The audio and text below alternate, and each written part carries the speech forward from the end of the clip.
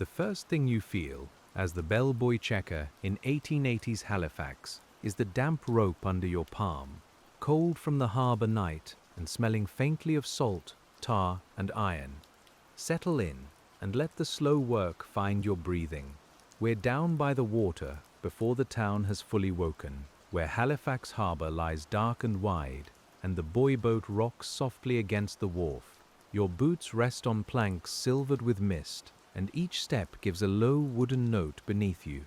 Somewhere behind the warehouses, a horse shifts in its harness, and somewhere ahead, out beyond the moored schooners and coal-smudged steamers, a bellbuoy gives one patient sound in the swell. It isn't a grand sound when you hear it from shore. It's not a church bell, high and polished, or a ship's bell struck cleanly by a careful hand. It's duller than that, rougher, a hollow iron voice rolling across the grey water, made by the sea itself. That's the point of it. In 1880s Halifax, the bellboy has to speak when no person is there to speak for it. And tonight as we begin, the listening is yours. You know the check will seem odd to anyone who hasn't stood here in the wet half-light. You don't simply look at the buoy and say it's still afloat. You listen for its timing, watch how it rides, note whether the bell answers the heave properly, and feel in your own body whether the chain below is pulling true. It's humble work, and it makes sense only when the harbour is under your boots, breathing under the boards. The lantern in your hand is warm at the handle and smoky at the glass. Its flame leans whenever the wind moves between the stacked barrels and the salt fish sheds, and the light catches on wet coils of hemp. You check the oars, the boat hook, the spare line, the iron wrench, and the little notebook wrapped in oilcloth. The pencil is soft from use, and the pages smell of wax and damp paper. The man at the next berth is not part of your round, but you know his sounds by habit. He clears his throat, tips ash from a pipe, and knocks ice from a bucket with the back of a knife. These are small morning sounds, ordinary enough to vanish from memory, though they belong to the work as much as the buoy itself. We let them stay with us a while, because this kind of labor is made from small things. Halifax in the 1880s is a working harbour before it is a picture. The water carries coal dust, sawdust, fish scales, and the faint oily shine of engines that have come and gone in the dark. Ships lie quiet at anchor, but they are never fully asleep. Their rigging clicks, their hulls breathe against their fenders, and their masts make thin black lines against the paling sky. Your task begins with patience. The buoy to be checked sits off a channel where vessels need warning before the rocks take hold beneath them. In fog or snow, when a helmsman can't trust his eyes, that floating bell becomes a kind of roadside sign made of sound. It tells him where not to go.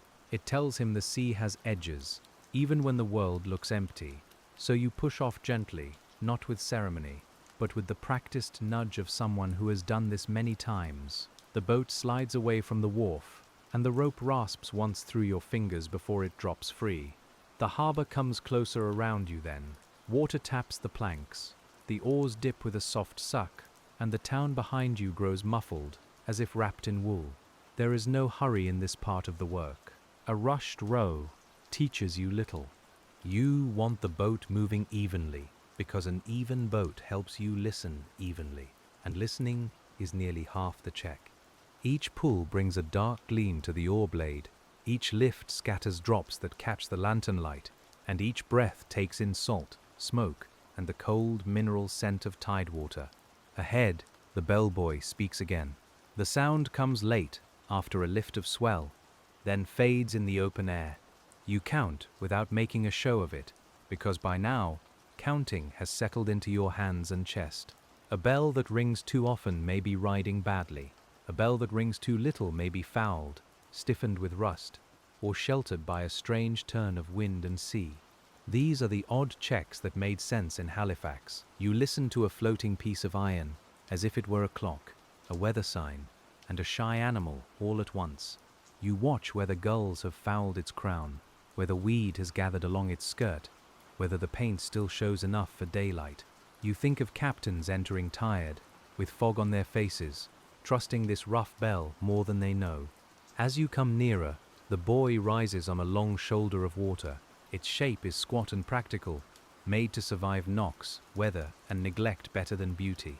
The bell hangs above the body, under a guard of iron, and inside the moving frame a striker waits for the sea to lend it motion. When the buoy rolls, the striker swings. When it swings well, the bell gives its warning. The first close pass is only for watching. You let the boat drift across the buoy's weather side and keep your hand near the gunwale, feeling how the chop changes near the mooring. A buoy at anchor has its own small weather around it, a tug and swirl made by chain, tide and hull. You read that movement quietly, the way a mill worker reads a belt or a coper reads the bend of a stave. There's a smell close to the buoy that doesn't belong to open water. Iron gives it.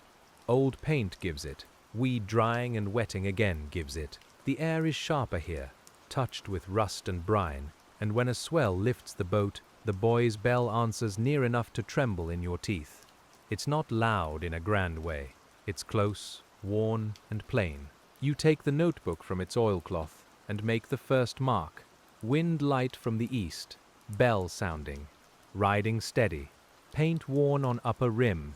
The words are small because paper costs space, and damp makes every page precious. You write with your body leaned over the book, one elbow keeping it from the spray, while the boat rocks in a slow conversation with the buoy. Now comes the second pass, closer and more useful. You bring the boat alongside with the oars shipped and the boat hook ready. The hook's wooden shaft is smooth where many palms have polished it, but the metal head is cold and nicked. You reach, catch a ring for a moment, and let the boat settle without yanking. The buoy must be respected on its own terms. It's heavier than it looks. The chain below is the hidden part of the story. Nobody passing above the water sees it, yet the whole warning depends on that dark length of iron reaching down toward its sinker on the harbor floor. If the chain is too worn, the buoy may wander. If it twists badly, the bell may answer oddly. If weed or wreckage catches on it, the buoy's motion may change until its voice becomes unreliable. You don't lift the chain entirely, of course. That would take gear and time beyond the morning's small inspection. But you test what can be tested. You watch the angle of pull. You feel the resistance through the boat hook. You note whether the buoy snatches or settles, whether it drags against the tide or turns cleanly to face it. Your hands learn what the report later reduces to a line. The bell rings again while you're close. This time you hear the separate pieces of it, the strike, the iron bloom, the quick fading into water and fog. The sound passes through your sleeve and into the wrist holding the hook. For a moment there's nothing else to do but feel how the mechanism is behaving. And we stay with that, because the work itself has asked us to be still. A checker in 1880s Halifax needs a certain kind of humility. The harbor is busier than one person can hold in mind, and the sea has more moods than the office forms allow. You can't command the buoy to show all its faults at once. You wait, watch, and make repeated small judgments, trusting that attention, added up over mornings, becomes a kind of care. The oddest part, perhaps, is the listening from different directions. After the close look, you row away on a slant, letting distance soften the bell. From one side, the sound may carry clearly across the open water. From another, it may be swallowed by a warehouse wall, a steamer's funnel, or the crooked shape of shoreline. So you test the bell as a mariner would meet it, not as a clerk would imagine it on paper. The oars move steadily, and the buoy grows smaller behind you. You let it ring once, twice, and then you turn your head slightly, as if the ear itself were a compass. Wind moves along the collar of your coat. A gull complains from a piling. In the far town, a cart begins its day with a squeal of axlewood, thin and distant over the water. You write again, audible to westward, duller to north with wind. No mist strike observed. These plain words carry the morning back to shore. They don't hold the cold in your fingers, or the rope smell, or the low shiver of the bell when you were close enough to touch it. But they hold enough. They make a record, and records are how quiet work continues after the worker has gone home. By now the light has opened over Halifax Harbour, not brightly, but in a slow grey wash that separates mast from sky and buoy from water. The lantern is no longer needed. though you keep it near because habit is a reliable companion. The buoy's color shows better now, with old paint scuffed by weather and salt. You can see where birds have stood, where spray has dried, and where iron has begun its slow return to rust. Paint is not decoration here, it's part of the message. In daylight, the shape and color of a buoy tell a pilot what kind of warning he's seeing, and whether he should keep it to one side or give it a wider berth. In fog, the bell takes over. In foul weather, both may be needed, each one helping the other through a world of poor visibility and tired eyes. So you look at the surface with care. A blister in paint may mean trapped damp. A fresh scrape may mean a vessel brushed too close, or a log knocked hard in the tide. A patched place may hold well for months, or it may begin lifting at the edges. You don't turn these signs into drama. You simply notice them, because noticing is the beginning of maintenance. There is a quiet satisfaction in finding no large fault. It doesn't feel like victory. It feels like bread cooling on a shelf, like a stove drawing properly, like a door that closes without complaint. The buoy remains where it should be. The bell answers when the sea lifts it, and the channel has one more day of being marked. That is enough work for one morning, and enough usefulness for one pair of hands. Still, the check is not finished until you circle once more. You bring the boat around slowly, keeping your distance now, watching how the buoy sits when you are not touching it. A thing may behave differently after being handled, even lightly. Chain can untwist, weed can shift. The bell, after one hard roll, may reveal a catch or a dullness that it hid before. The harbor around you has grown busier, though it keeps a muffled gentleness in the morning damp. A steam tug coughs black smoke near the coal wharf. Men on a deck call to one another in voices flattened by distance. Somewhere a hatch cover thuds into place, and the sound comes over the water as a soft wooden knock, no sharper than a hand on a door. You listen again for the buoy. It rings after a swell, not too quickly, not too lazily. The note is uneven, as bellbuoy notes often are, because the sea is not a clockmaker and doesn't pretend to be one. That unevenness is useful. It carries life into the warning. A perfectly measured bell might vanish into other patterns, but this one rolls and answers with the water.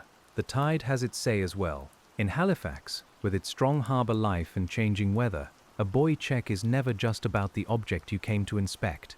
It's about the relation between object and place. The same bell might sound differently under a morning calm, an afternoon chop, or a fog so thick the town becomes only a smell of coal smoke and wet timber. You can imagine, as we drift with you, why a shore office might call for checks that seem peculiar on paper. Listen from the lee. Watch for delayed swing. Note bird fouling. Confirm tone after tide turn. These instructions sound fussy until you're here, with cold spray on your sleeve and a buoy that must be trusted by strangers arriving in darkness. Then each small oddity becomes practical. Your breakfast waits somewhere behind you. Perhaps bread wrapped in cloth.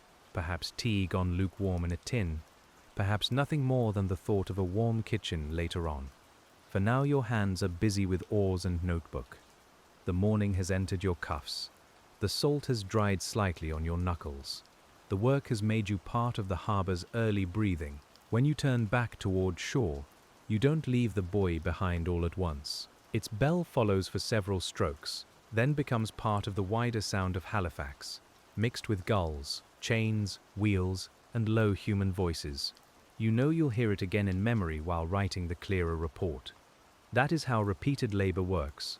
It leaves a rhythm in you after the task is done. The return row is easier because the tide helps a little. The boat noses toward the wharf, and the oars creak in their locks with a familiar wooden patience. Your shoulders feel the small work they've done. Not exhaustion, just a useful warmth beneath the coat. The smell of the town strengthens as you approach, bringing coal smoke, horse sweat, damp wool, and the sour sweetness of spilled grain near the warehouses. At the wharf, you ship the oars and take the line in hand. The rope is rougher now that your fingers are wet, and it leaves a faint burn across the skin as you draw the boat close. A dockhand glances down, says little, and goes back to his own task. That suits the morning. Some work doesn't need witness beyond the record it keeps, and the safety it quietly gives.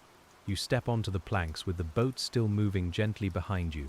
The land feels firm, almost too firm, after the harbor's small lifting motion. For a moment your knees remember the water. We pause there with you, between floating and standing, because that little change belongs to every harbor worker who comes ashore carrying the sea inside the body for a few breaths longer. The notebook goes under your coat before anything else. Paper is more fragile than iron in this weather, and the check isn't real to the office until the marks survive the damp. You tie off the boat, set the hook where it belongs, and turn down the lantern flame. The glass ticks softly as it cools. The smell of warm soot rises once, then fades into the larger smell of the pier. Inside the small harbor office, the air is different. It's close, warmer and full of ink, wool, old wood, and the faint sourness of wet boots drying by habit rather than by fire. A map lies on the table, its edges curled from years of hands and weather. Pins mark buoys, lights, shoals and channels, and each one looks neat enough to make the harbor seem simpler than it is. You take off one glove to write properly. The fingers feel stiff at first, then return to themselves around the pen. The report asks for plainness. Position observed, bell working, chain riding fair, paint to be watched, sound dull to north under present wind. These are not poetic lines, but they carry the morning faithfully, the way a plain crate may carry delicate instruments if it has been well made. A clerk might later copy the words into a larger book. A supervisor might mark a future visit. A maintenance crew might be sent with paint, tools, or heavier tackle if your notes ask for it. This is the slow web behind a working harbor. Not glamorous, not loud, but steady. The buoy rings because metal has been cast. Chain has been laid. Paint has been mixed. And someone has rowed out to listen. There's comfort in that chain of care. You are not alone in the work, even when the boat is small and the water is wide. Others made the bell, others set the mooring, others read the reports by lamplight and decide what must be mended before trouble finds it. Your part is to notice well, and there is dignity in a part that's small and that necessary. As the morning wears on, the first buoy check settles into the day behind you, and the next quiet task waits with the same patient wait. It begins with the cupboard where spare fittings are kept, a plain wooden thing with swollen doors and a latch that never closes cleanly in damp weather. You lift it with the side of your thumb and hear the small complaint of the hinge. Inside are shackles, short lengths of chain, oilskins, old brushes hardened at the tips, and tins of paint marked by color rather than neat labels. We linger there a moment, because even a cupboard can tell you how a harbor is kept. The oddness of the Halifax bellbuoy checks shows itself again in these stores. You aren't only checking whether a buoy floats, you're checking whether the whole habit of care still surrounds it, whether the right shackle can be found, whether paint has not skinned over, whether a spare clapper pin is where someone said it would be. A harbor can fail from one large storm, yes, but it can also fail from one missing little thing. You run your fingers over a shackle and feel the old pitted surface beneath the cold. It's heavy enough to make your wrist dip, with a seriousness that belongs to iron. The clerk beside the table turns a page without looking up, and the dry sound of paper seems almost delicate after the buoy bell. Outside, water slaps the piles, and the morning keeps moving whether the office is ready or not. Your report from the first buoy is left open to dry. Ink needs its own patience in a damp harbor office. You place a small weight near the corner of the page, not on the words, and watch the shine leave the letters slowly. The map on the table shows Halifax Harbor as lines and names, but you know the real place is colder, noisier, and more changeable than the ink can admit. The second check of the morning is farther out, where the harbor widens and the water takes on a more open mood. Before you go, you choose what to carry with the calm judgment of habit: a small oil can, a brush, a coil of line, a wrench, and a wrapped piece of cloth for wiping salt from metal. Nothing looks impressive. Everything has its use. We move with you back toward the boat, past barrels dark with damp and nets hung to dry, though they never quite do. The wharf has become busier now, and boots sound behind you in uneven rhythms. A man rolls a cask with both hands, leaning his shoulder into it. Another carries a crate that smells faintly of apples under the larger smells of coal, fish, and tide. The buoy boat waits where you tied it, moving just enough to remind you that no mooring is perfect. You step down carefully, feeling for the balance before trusting your weight. The boards are wet along the edges, and a thin line of harbor water glints in the seam by your boot. You stow the tools low, because a boat likes its weight settled, and a careless load can make even calm water troublesome. As you push away again, the day has more color in it. The town's gray has warmed toward brown and brick, and the windows above the warehouses catch pale light without shining. Halifax is awake now, but not loudly from where you sit. Its sounds arrive softened by distance. Ropes creaking, wheels turning, men calling, and somewhere behind all of it, the bell from the first buoy. Smaller now, still doing its work. The harbor air has a taste at this hour, sharp at first and then faintly metallic. You breathe through it while the oars find their rhythm. Each stroke lays a little pressure through your shoulders, then releases it. The boat moves with a soft forward hush, and you let the water's motion come up through your knees, through the seat, and into the small adjustments of your hands. In 1880s Halifax, a bell buoy is not a modern certainty. It is a sturdy arrangement of metal, wood, paint, chain, and hope, set in a place where weather can be patient or ill-tempered by turns. You check it because every part ages. Salt enters every seam. Rust begins quietly. A boat that held well last month may need watching now, not with alarm but with the plain attention that keeps work from becoming trouble.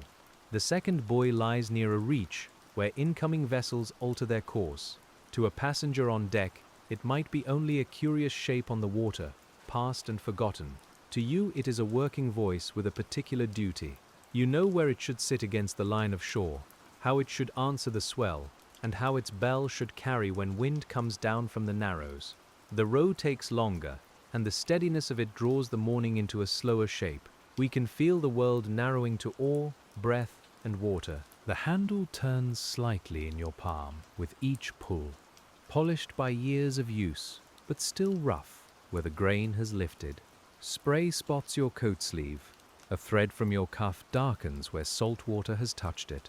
A small schooner passes at a distance, and you rest the oars to let its wake come through. The boat lifts once, then again, then settles with a shallow slap. You watch the buoy ahead, respond to that same passing wake, because another vessel's disturbance can reveal a fault more clearly than ordinary chop. The bell rings twice, unevenly, with a pause that makes you listen harder. That pause is not yet a problem. The sea does not strike a buoy politely, nor does it repeat itself to help you be sure. You wait through another swell. The bell answers, fuller this time, a rounded iron note that moves over the water and seems to lose its edges as it goes. You keep your eyes on the frame, looking for any stiffness in the moving parts. The closer you come, the more the buoy becomes an object again, not just a sound. Its painted body is wet along one side and drying along the other. A line of brown weed trails where the tide has pressed it. Gulls have left white marks on the crown, and the guard around the bell carries small scratches from weather, rope, or some floating thing that knocked it in the night. You don't hurry the approach. The boat hook rests across your knees, and the tools lie wrapped near your feet. You let the tide tell you which side is kinder. A direct approach can make more work than it saves, especially when iron and water are moving together with their own intentions. The gentlest path is usually the best one, and the harbor rewards that kind of thinking. When you catch the buoy's ring, the hook knocks once against iron, a hollow sound under the bell's deeper voice. Your arm takes the pull. The boat swings slightly, then steadies. Up close, the buoy has a tired smell. Rust and salt, old paint, wet weed, and a trace of oil from some earlier tending. It smells like a thing that has been useful for a long time. You look first at the bell mouth. Salt crystals gather near the lip, pale and grainy, like sugar left in a damp jar. You rub them away with the cloth, not because a little salt will silence the bell, but because small cleanings are part of knowing the object. Your fingers feel the cold rim through the fabric. The bell gives a faint dull note when your sleeve brushes it. The striker hangs free enough, but you watch it through several motions. The buoy lifts, the striker swings, iron meets iron, and the sound expands into the wet air. It is not pretty in the parlor sense, but it is honest. It says here, here, here, whenever the water moves it. and sometimes that rough honesty is exactly what a harbor needs. There is an old practical wisdom in checking by touch as well as sight. A thing can look right while feeling wrong. You set a hand near the bracket and feel the vibration after the strike, the way it travels through metal and fades. A clean vibration has a living quality. A fouled one dies quickly. You may not write it that way in the report, but your body knows the difference. We stay beside the buoy while the boat shifts and the harbor opens around you. The distant shore is layered with sheds, masts, roofs, and smoke, all softened by the light. Somewhere behind you a steam whistle speaks, low and brief, then leaves a silence that feels larger than before. Water nudges the boat. The hook's shaft presses into your palm with steady, believable weight. Now you use the oil can, sparingly. Too much oil would gather grit and salt, and too little would do nothing. You know the small amount because your hand has learned it, not because any printed instruction fully says so. A drop darkens the metal joint, then spreads. You work it in with the movement already given by the buoy, letting the sea help where it can. The cloth comes away marked brown and black. You fold the dirty part inward and use a cleaner edge. There's no disgust in it, only the ordinary evidence of metal living outdoors. Every harbor object leaves some of itself on your hands. Rope leaves fiber, chain leaves rust, paint leaves color, oil leaves a shine that soap at home will only partly remove. You make another note after the cleaning. Striker moving fair. Salt cleared from bell lip. Slight pause after passing wake, not repeated. Oil applied to upper joint. The words are careful because they may shape someone else's work later. A repair party doesn't need your mood. It needs what you saw, what you heard, what you touched, and what still waits to be watched. The tide begins to turn while you are there. Not all at once, but as a change in the water's persuasion. The buoy turns with it slowly. The boat turns too. You feel the current take the hull in a new way, a hand at the side rather than the stern. This is why a check made at only one moment can mislead, and why Halifax's odd little routines have their reason. You wait through the turn, letting the buoy settle into its new angle. Patience can look like idleness from shore, but out here it is a tool. You sit with the oars still, your gloved hands resting over the handles, while the harbor rearranges itself by inches. The bell sounds less often for a few minutes, then more clearly as the buoy finds its pull against the shifted current. That change goes into the notebook too, tone clearer after tide turn. Riding true. No drag observed. You write while the pencil tip bumps slightly with the motion, making the letters less neat than you might like. Neatness matters less than truth here. The page can be copied later, the morning cannot be repeated, at least not in exactly this wind, this tide, this light. A gull lands on the buoy after you drift away, bold as a small inspector in its own right. Its feet grip the wet metal, the buoy dips under its slight weight, and the bell gives a lazy clank beneath it. You watch without irritation. Birds are part of the harbor's weather, same as fog and weed. Their marks must be cleaned, their habits noted, and their presence accepted with the rest. By late morning, the work changes from close inspection to longer listening, and the harbor asks you to trust your ears over your hands again.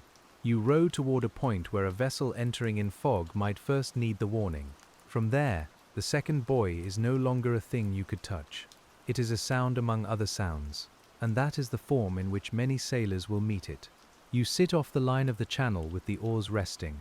The boat rocks softly under you, and the water has grown a little brighter, with small broken lights across its surface. The bell comes faintly, then disappears behind the creak of rigging from a nearby vessel. It returns after the rigging falls quiet. You mark that in your mind first, letting the pencil wait. The ear does odd work in fog country.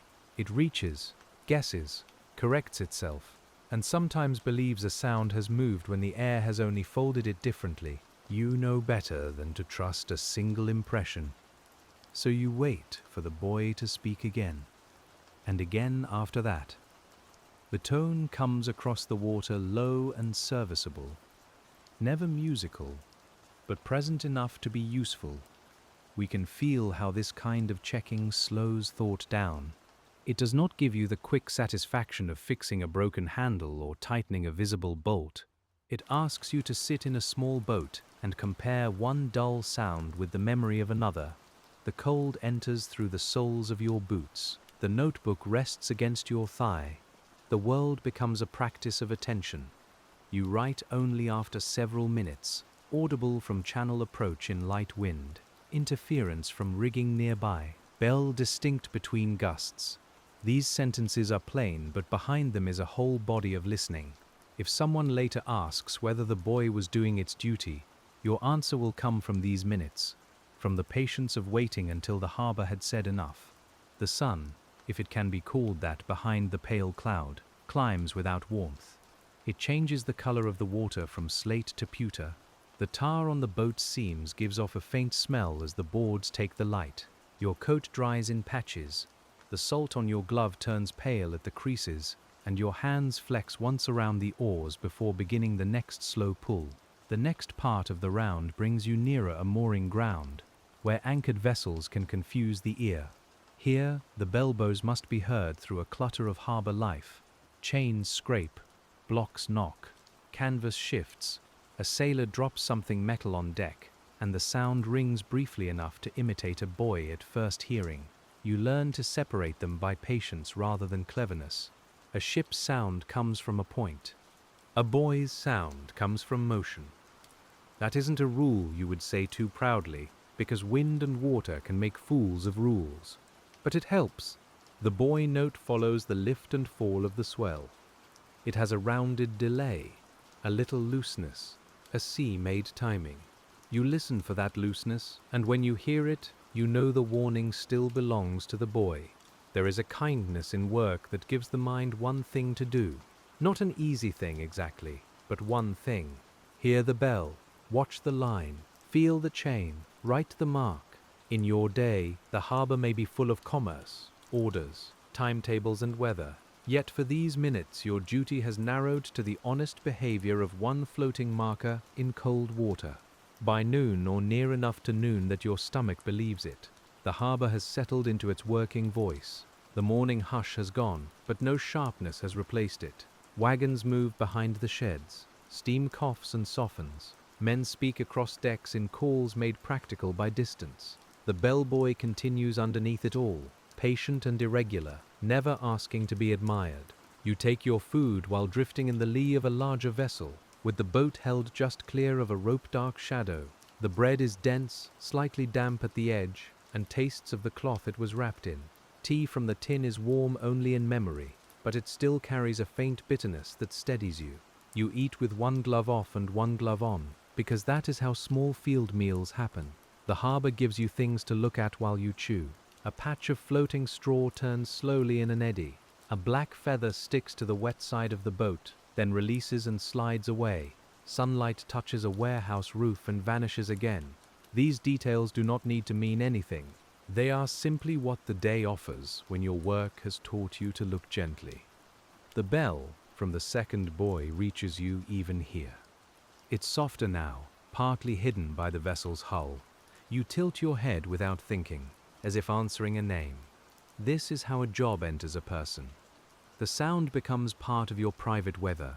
Even at rest, even while eating bread with cold fingers, you remain lightly tied to the thing you came to check. After the food is wrapped again, the afternoon begins not with a fresh start, but with the same work turned slightly by light, tide and fatigue. Your shoulders have warmed and stiffened. Your hands have found the boat's habits. The harbor is no longer a scene you enter, but a room you've been sitting in for hours, with every sound placed somewhere around you. Now we move toward one of the more curious Halifax checks, the watching of how a buoy behaves near floating ice or drift, even when there is only a little of it. In colder months, pieces can gather, knock, scrape, or wedge in ways that change the bell's speech. On this day, there may be no heavy ice, only stray timber, weed, and refuse. The habit remains, because a good routine practices before it is needed. You scan the water around the buoy field, not anxiously, only thoroughly. A broken plank moves half submerged, dark and slow. A clump of weed trails from it like hair. Nearby, a small chip of painted wood flashes white, then rolls under. These things look harmless in passing, and most are harmless, but a harbor worker learns that moving water gives small objects surprising persistence.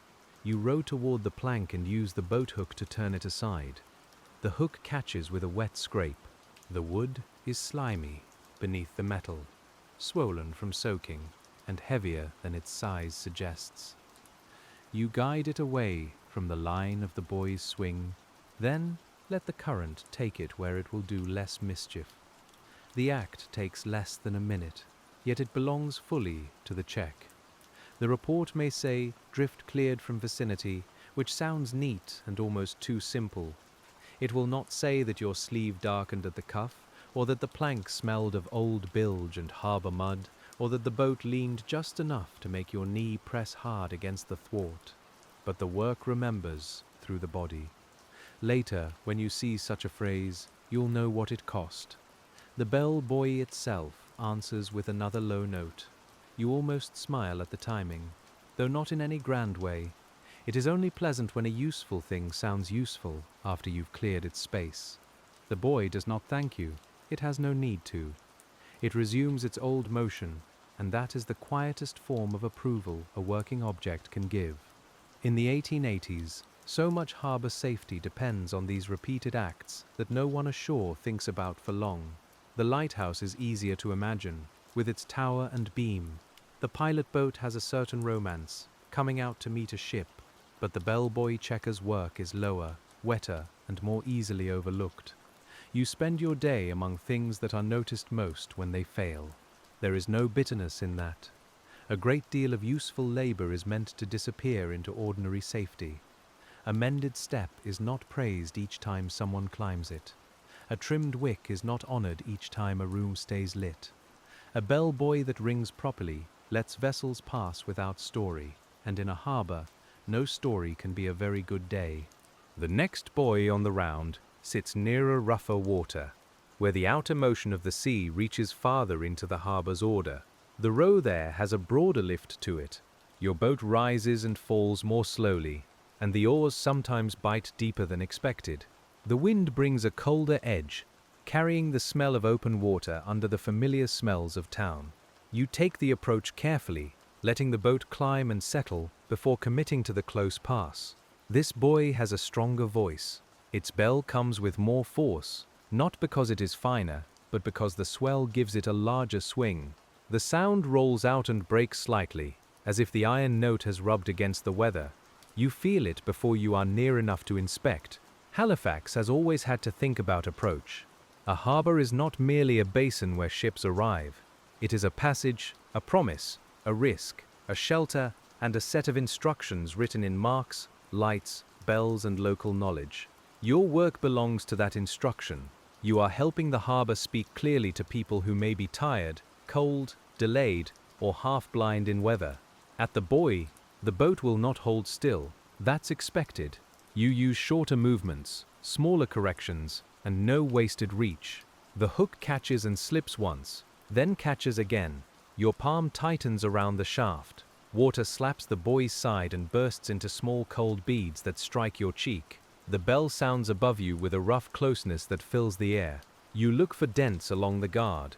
A dent may show a blow hard enough to misalign what it protects. Here, the iron is scuffed but not bent badly.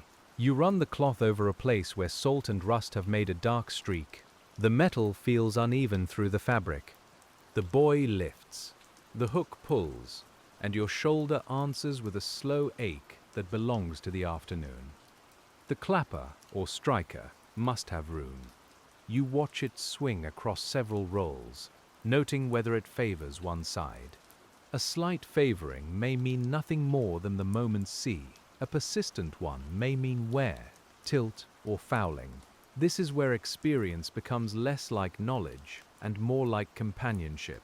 You know the buoy by repeated meetings, and it shows itself to you through little habits. We can stay with that companionship because it is central to the work. The bellbuoy is not alive, but it has behavior. It has moods given by weather, age, tide, and the hard facts of metal. You don't sentimentalize it. You simply treat it as a thing whose duty matters, and whose duty can only be known by returning to it again and again. A thin rain begins while you are still alongside. It is not a storm, only a soft needling from a low cloud. The drops darken the notebook cover and stipple the water around the boat. The buoy's paint grows shinier. Your collar gathers moisture. The smell of wet wool rises around your neck, familiar and faintly sour, while the bell keeps marking the lift of the swell. Writing becomes awkward in rain, so you shelter the page under your coat and work slowly. Outer buoy, bell strong, guard scuffed, no serious bend. Striker free, slight favor to shoreside, watch next round. You pause before that last phrase, because writing watch next round is a quiet promise. It says the matter is not urgent, but it deserves memory. The rain softens the whole harbor. Edges blur, warehouses lose their sharp lines, and the vessels at anchor seem to sit farther away than before. Sound changes too. The bell spreads wider and duller. Voices from shore sink into the wet air. Your own movements become more inward, more careful, as if the weather has lowered a ceiling over the day. There is a calm in rain, once you accept being damp. Before that, the body resists every drop. Afterward, it settles into the condition, and the work continues. Your gloves are wet now. The oar handles are slicker. The boat hook leaves a dark line across your palm where water and old tar mix. None of this stops the round. It only changes the feel of each movement. The odd check here is to listen after rain begins. A bell that carries in dry air may grow dull in wet weather, and Halifax is no stranger to wet weather. You row off to a measured distance, turning the boat so your ear faces back across the water. The buoy rings. The note is softened, yes, but still present. It arrives like a hand through cloth, muted but unmistakable. You wait for several more rings. The rain taps the brim of your cap. A drop runs from your hairline to your temple, slow and cold. The bell sounds again, partly masked by the patter on the boat's boards. You imagine a vessel coming in through a damp grey afternoon, the crew tired, the deck shining with rain, and you listen on their behalf. That is perhaps the most human part of the job. You are not checking the buoy for itself, or even for the office book, though the book will receive the mark.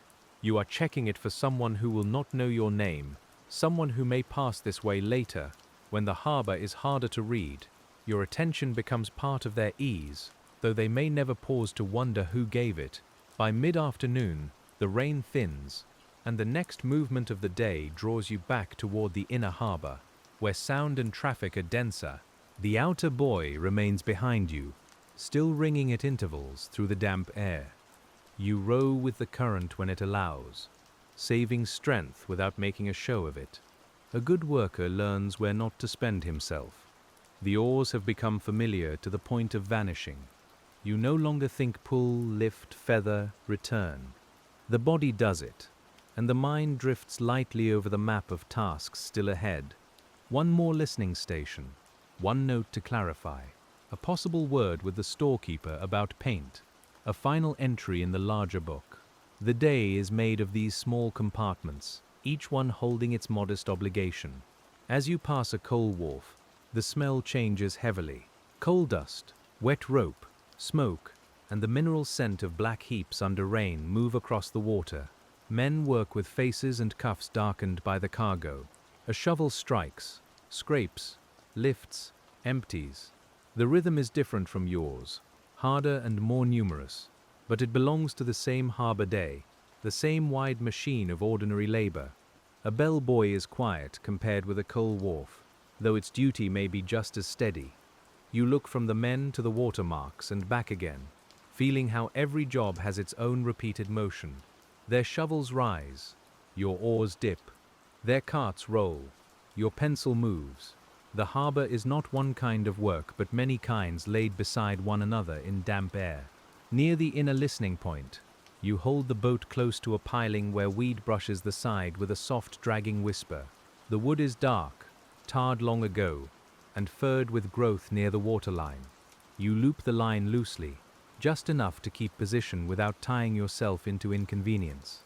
The buoy is distant now, and its bell has to cross over voices, wheels, gulls, and the dull thud of cargo. You close your eyes for a few breaths, because sight can be noisy in its own way. With eyes closed, the harbor arranges itself by sound. A cart to the left, a chain forward, a hammer far behind. Water below. Then the buoy, low and delayed, arriving under the other sounds rather than above them.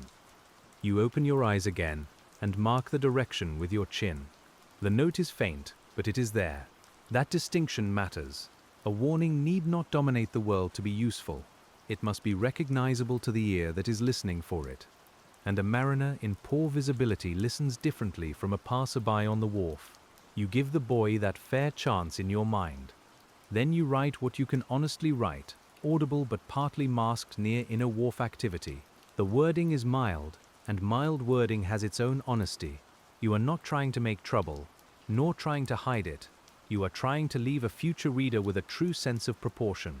A bell partly masked by ordinary harbor noise may be expected. A bell lost entirely would be another matter. The work asks for judgment, and judgment is often quieter than certainty. A boy on the wharf watches you write. He may be carrying something for someone, or waiting for an errand to become clear. His cap is too large, and his hands are tucked into his sleeves. He looks from you to the distant water, perhaps wondering why a grown person would sit in a wet boat and listen to nothing much. You don't explain unless asked. Some jobs reveal themselves slowly. When he moves on, the place he occupied seems to remain for a moment. The wharf boards shine where rain has settled into shallow hollows. A torn scrap of paper clings to a post. Somewhere inside a shed, someone laughs once, softly, then returns to work. The buoy rings again beyond it all, and you make no new note because it has only confirmed what you already heard. The afternoon has a gentle weight now. It rests in your shoulders, your lower back, and the damp fabric at your knees. The notebook is thicker from moisture. The pencil has left a grey smudge along the side of your finger. You rub it without much effect. Some marks of the day stay until evening, when warm water and a bit of soap finally persuade them away. We turn with you toward shore again, but not yet toward rest. The boat carries its little cargo of observations, and the office waits with its books, maps, and questions. Behind you, the checked buoys remain out in the harbor, doing nothing dramatic, doing exactly what they were set to do. They rise, fall, ring, turn, and hold, each one tied to the hidden weight below. The hidden weight is worth thinking about as the oars move. Every buoy's visible duty depends on something unseen and heavy. The sinker on the bottom does not ring. It does not shine. No one points to it from a deck with gratitude. Yet without that mass below, the buoy would wander from usefulness into confusion. A quiet job often has that shape too. Visible motion above, unseen steadiness in the way you return to small checks without irritation. Tie the line. Dry the page. Compare the mark. Tell the storekeeper. Return the wrench. None of these motions would impress a crowd, and that is partly why they are restful to imagine. They belong to the world of necessary things, where usefulness is not always loud. At the wharf, the afternoon landing is clumsier than the morning one, because the boat is wet and your knees are stiff. You wait for the lift, step when the planks meet the right height, and let your weight come forward slowly. A hurried landing can turn a small day into a foolish one. The rope comes after you, dark with water, and you make the loop with fingers that remember better than they feel. The office seems warmer now, though that may be only because the rain has made the outside colder. You hang the coat where it will drip into an old pan already marked by many such afternoons. The room smells of damp wool, lamp oil, ink, and a trace of tobacco held in the boards. Someone has added coal to a small stove, and the metal ticks as heat moves through it. You lay the notebook open near the stove, not too close. Heat can curl a damp page as surely as water can blur it. The clerk looks over, sees the caution, and says nothing. Good office work often includes knowing when not to speak. The quiet between you is companionable, filled by the scratch of pen, the stove's tick, and the muffled harbor beyond the wall. Now the small marks become the larger record. You copy them carefully, adding the date in the spoken habit of the office, the day and month written out in a hand steady enough for others to read. You do not decorate the entries. Halifax Harbour has no need of ornament in its maintenance book. It needs continuity. It needs one day's observations to be clear enough for the next day's decisions. The outer buoy's slight favour to shoreside takes more thought. You write it plainly, then pause with the pen lifted. Is it enough to ask for repair now, or enough to watch? The memory returns through your arm, the pull of the hook, the swing of the striker, the way rain altered the sound. You choose watch next round, and perhaps inspect in fairer weather, because caution can be measured without becoming alarm. The storekeeper comes in while you're still writing, bringing with him the smell of wet canvas and cold air. You mention paint worn on the upper rim of the first buoy, and he nods as if receiving news about an old acquaintance. The proper color is in stock, though one tin has skinned over and another must be stirred well. This too is part of the buoy check, the future repair already beginning in a brief conversation. He takes down a note of his own, slower than yours, with a pencil kept behind his ear. Paint for upper rim. Brush usable. Check thinner. His handwriting leans sharply, as if the letters are walking into wind. You watch him cap the tin after looking inside, and the smell of paint rises briefly, oily and strong, cutting through the softer room smells before settling back into the air. By late afternoon, the office light changes. The window no longer shows much detail, only a pale square with rain marks and the shadow of moving figures beyond it. The map on the wall grows flatter. The pins lose their shine. You trim the lamp wick with a small practiced motion, and the flame steadies, bringing back the brown of the table and the black lines of the chart. There is a particular calm in copying field notes after the field has made you tired. The mind does not race, it follows. One line becomes another. One buoy becomes another. Your body remembers each place as your pen writes it. The second buoy's salt crystals. The outer buoy's strong bell. The inner listening point near the piling. Each phrase is a doorway back to water. We stay in the room, because the job belongs here as much as outside. The public imagines the boat, if it imagines anything. It may not imagine the drying of pages, the choice of words, the cupboard of parts, the decision to send paint before the paint is urgently needed. But those quiet indoor motions are what turn a morning's wet attention into maintenance that can continue. Your hands warm slowly around a mug of tea someone has set near the ledger. The mug is thick and chipped at the rim. The tea tastes overdrawn, smoky, and slightly metallic from the water, yet it feels kind in the throat. You drink between lines, not while writing, because one brown splash could make a whole morning less useful to the next reader. A messenger arrives with a note from another part of the harbor, folded small and damp at the edges. It concerns a report from a pilot who thought one bell sounded weaker 2 nights before. You read it twice, because pilot reports matter, even when weather may explain them. The boy named is the one you checked in rain. You compare his note with yours, letting the 2 observations sit side by side. This is where the odd checks make sense again. One person hears a weakness in the dark. Another hears a muted but present bell in wet afternoon air. Neither is dismissed. The harbor is too changeable for pride.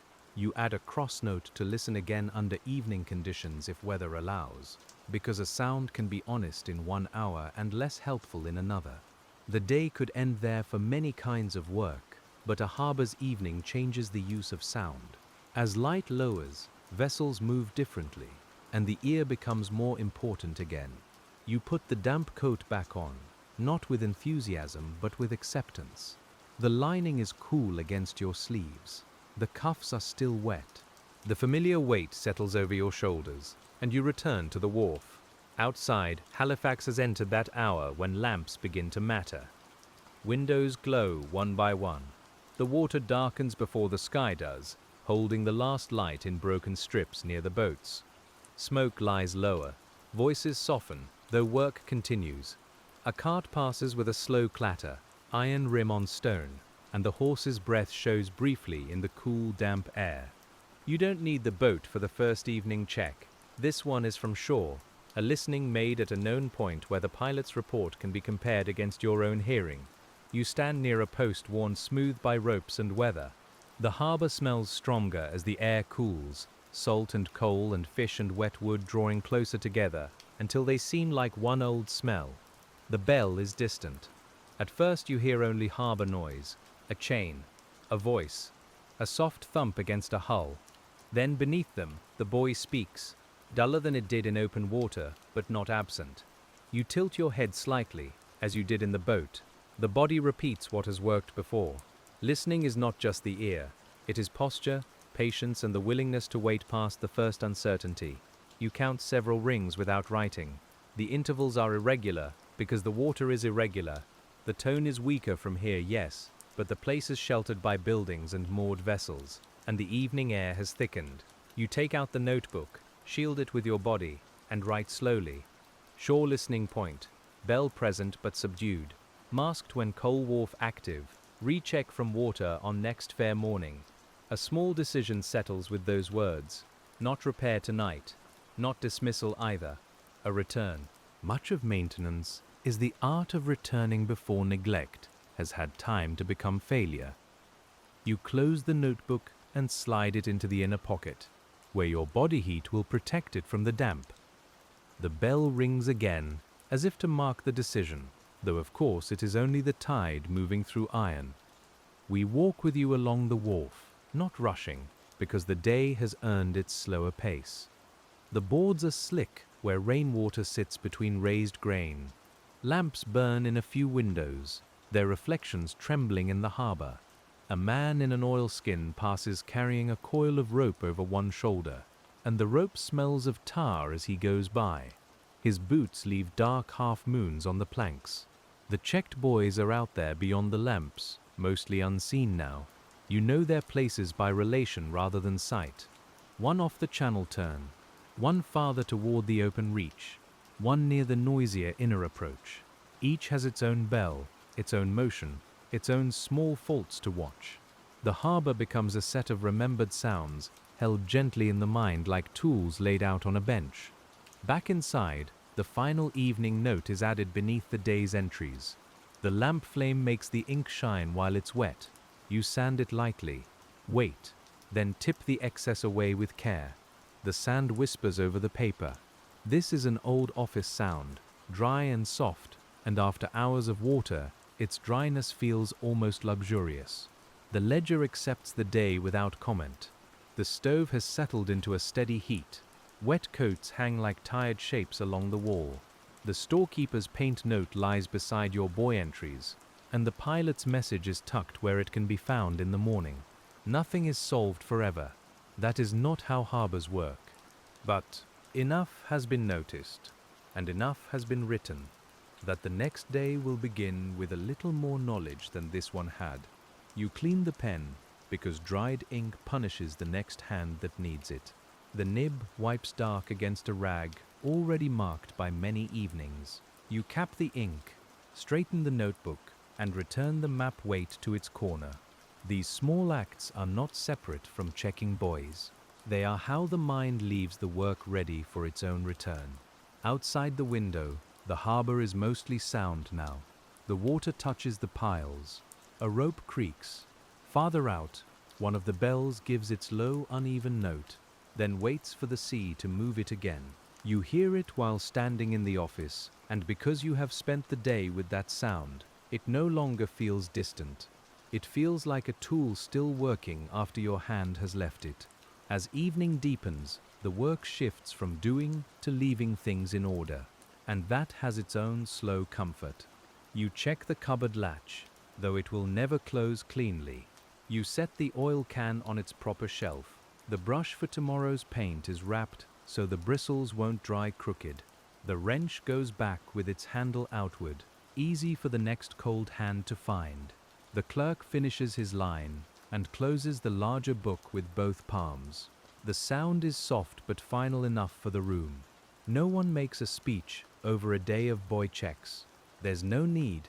The harbor has been listened to, its floating bells have been watched, and the odd little tests that might seem fussy from a dry chair have once again shown their quiet sense. You step out once more before leaving, because the body often asks for a last look at the place it has served all day. The rain has stopped. The planks shine under lamplight. Across the harbor, a few vessel lights tremble in the darkening water, each one blurred by distance and damp air. The checked buoys are hidden, but their bells remain, sparse and low, moving through the evening like slow breath. This is not yet the end of the work in any permanent way. Tomorrow there will be another tide, another complaint from a pilot, another patch of rust, another page to dry. But tonight's part has found its resting place. You stand with your hands in your pockets, feeling the leftover shape of the oars in your shoulders, and the bell sounds once more beyond the moored ships. The sound is almost swallowed by a cart passing behind you. Then it returns in the space after the wheels fade. That return matters.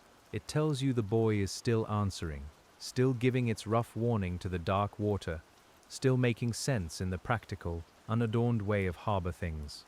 You breathe in the wet smell of Halifax, and we let the evening hold us there for a while. The next morning begins before the sky has decided on its color, with the harbor lying low and dark under a mist that seems to rest on every rope and rail. Your hands find yesterday's dampness still living in the cuffs of your coat. The office stove has not yet warmed the room. A lantern is lit, and its small flame shows the breath of anyone who leans too close.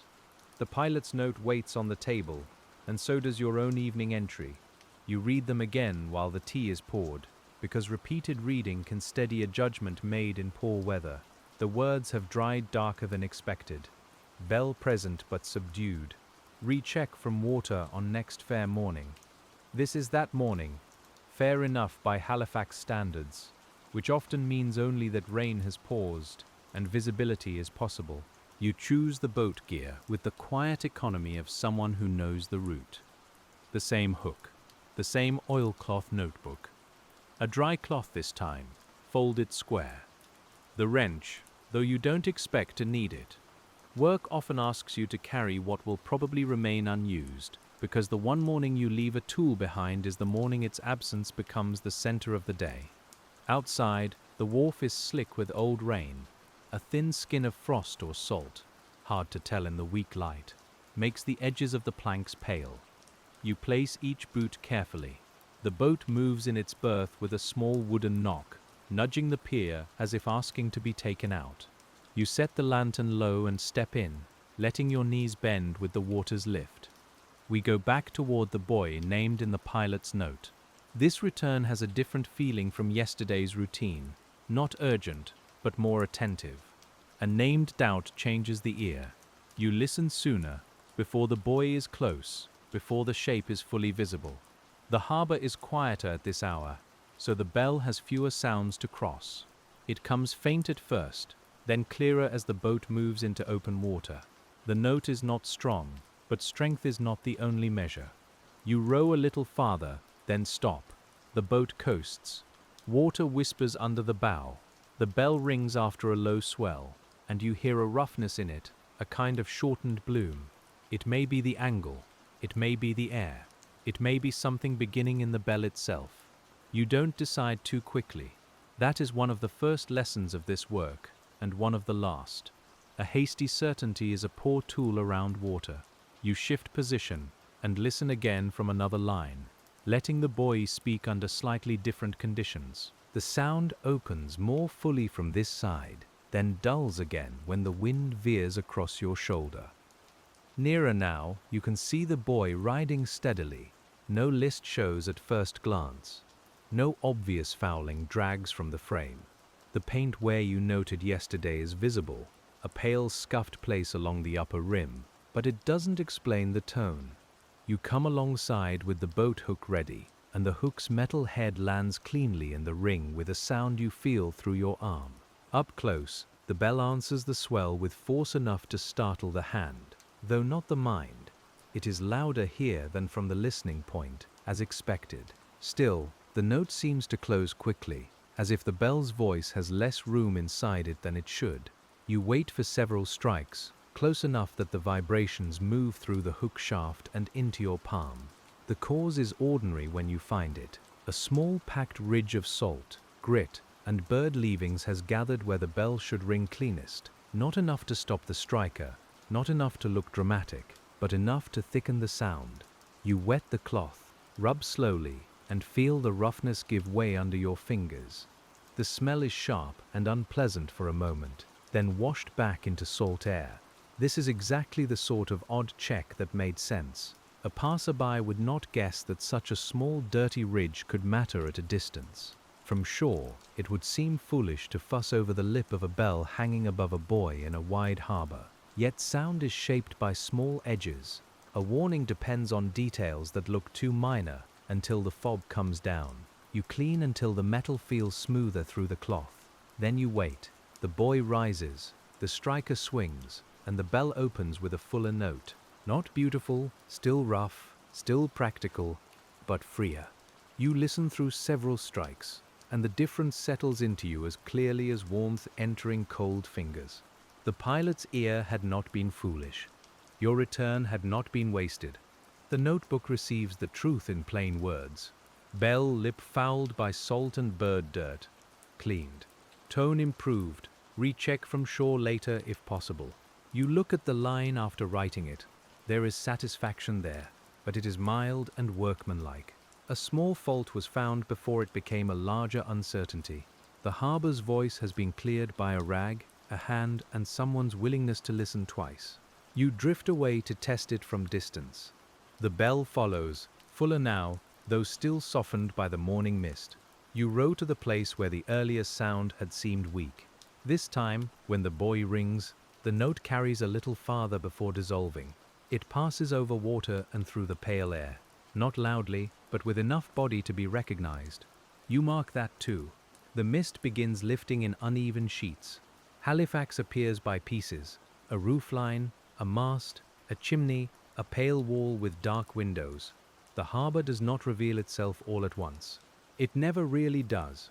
Even on clear days, some part of it is hidden underwater, behind weather or inside the memory of people who work it every morning.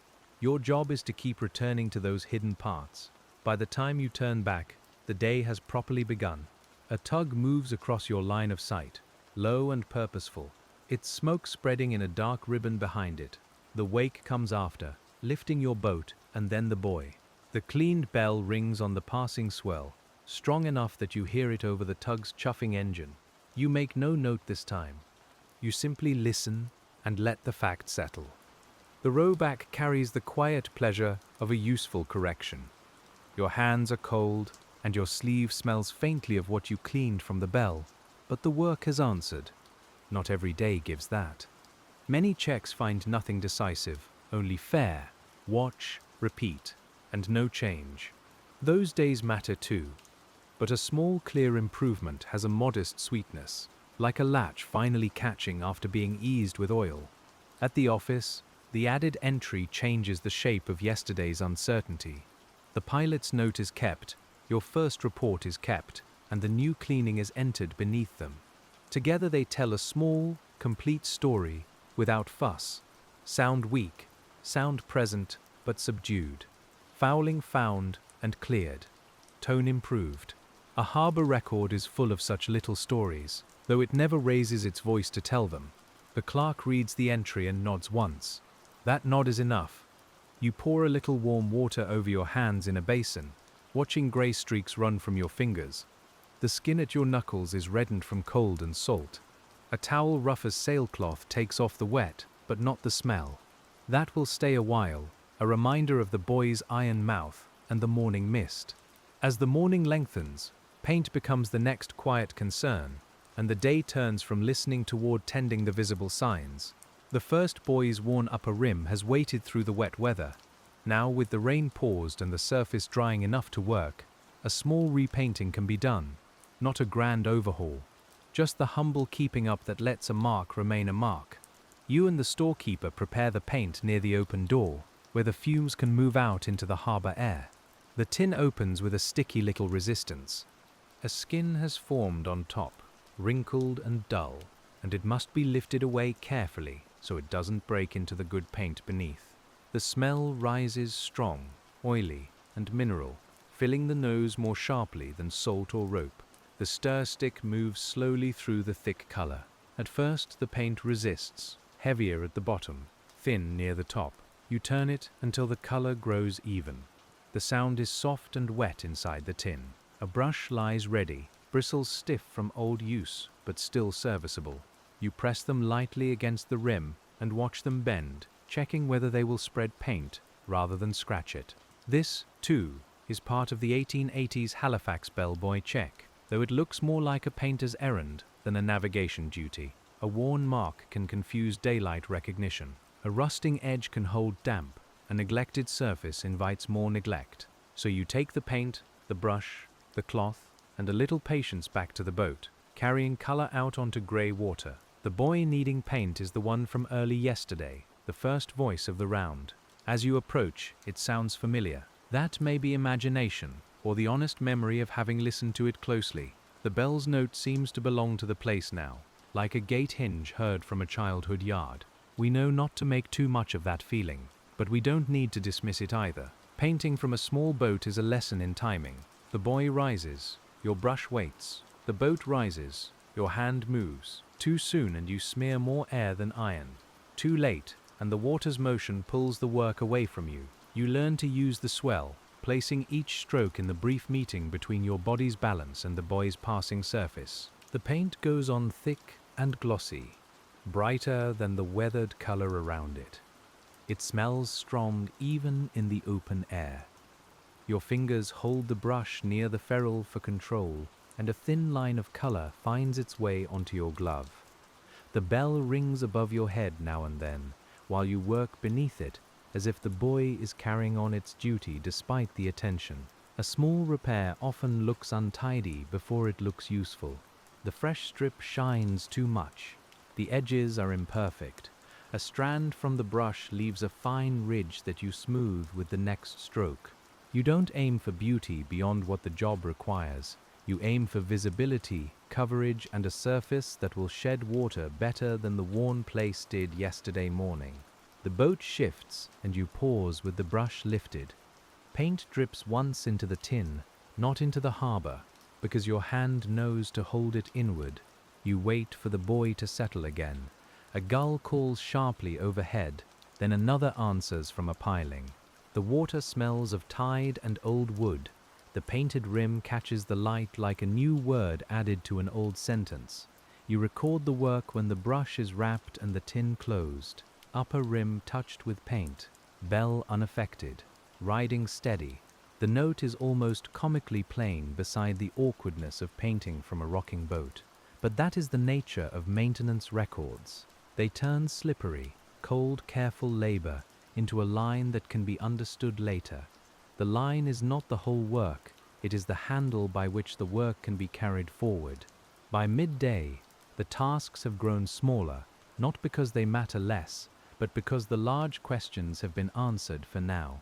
The buoys are in place, the bells are sounding, one fouling has been cleared, one rim has been painted. The remaining work is watching, drying, cleaning tools, and making sure nothing used today is left in a state that will trouble tomorrow. You eat near the open office door this time, where the harbor can still be heard without putting you back into the boat. The bread is better today, or perhaps usefulness has improved it. A little cheese wrapped in paper has taken on the smell of the room. The tea is hot enough to warm both hands around the mug. Outside, a bellboy rings faintly, and you notice without needing to rise. The storekeeper scrapes paint from the rim of the tin before closing it fully. That small act matters. A badly sealed tin wastes what the next repair may need.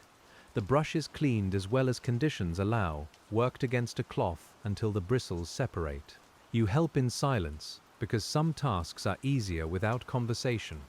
The scrape, wipe, fold, and set aside form a quiet rhythm of their own. There are moments in such work when time feels broad rather than hurried. The harbor remains busy, yet your part of it has entered a slower pocket. You can hear the stove, the ledger page, the distant cart, and the gull on the roof. You can smell paint fading beneath coal smoke and wet wool. Your hands, though still marked, have warmed enough to feel like your own again. In the afternoon, you make one more round on foot along the shore points, comparing what can be heard from land after the morning's cleaning. This is not as pure a test as listening from water, but it matters because people on shore also report what they hear, and because sound moving through a harbor is never simple. Buildings catch it, hulls block it, wind bends it around corners. At the first point, the cleaned bell carries better than it did the evening before.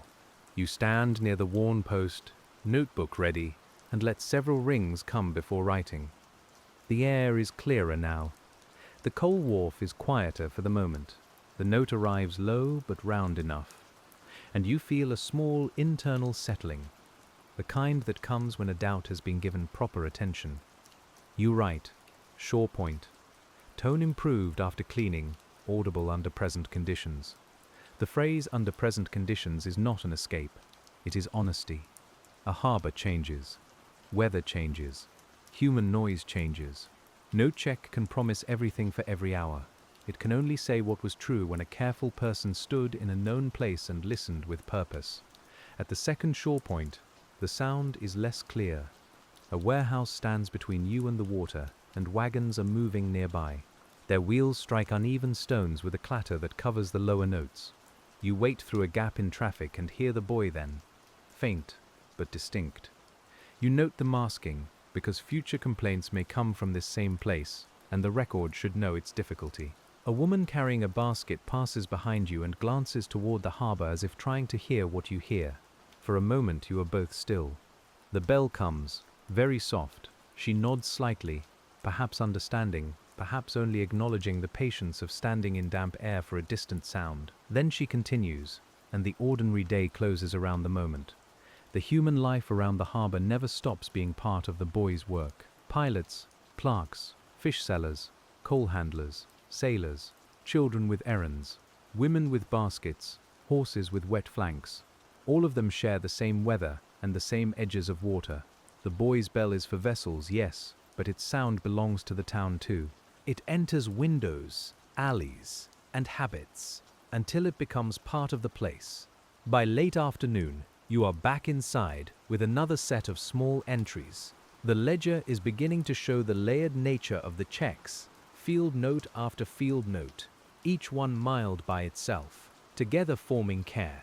You can trace a concern from first report to follow-up, from weak tone to cleaning, from cleaning to improved shore sound.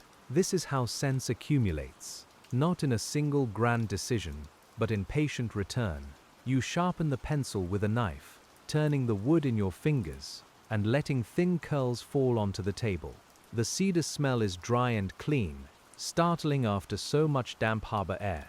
The point emerges slowly. You test it on scrap paper, then lay it beside the notebook. A good point, a dry page, a closed tin of paint, a cleaned brush. The room is filling with readiness. The evening does not ask much more, only that the day be put away without losing what it learned.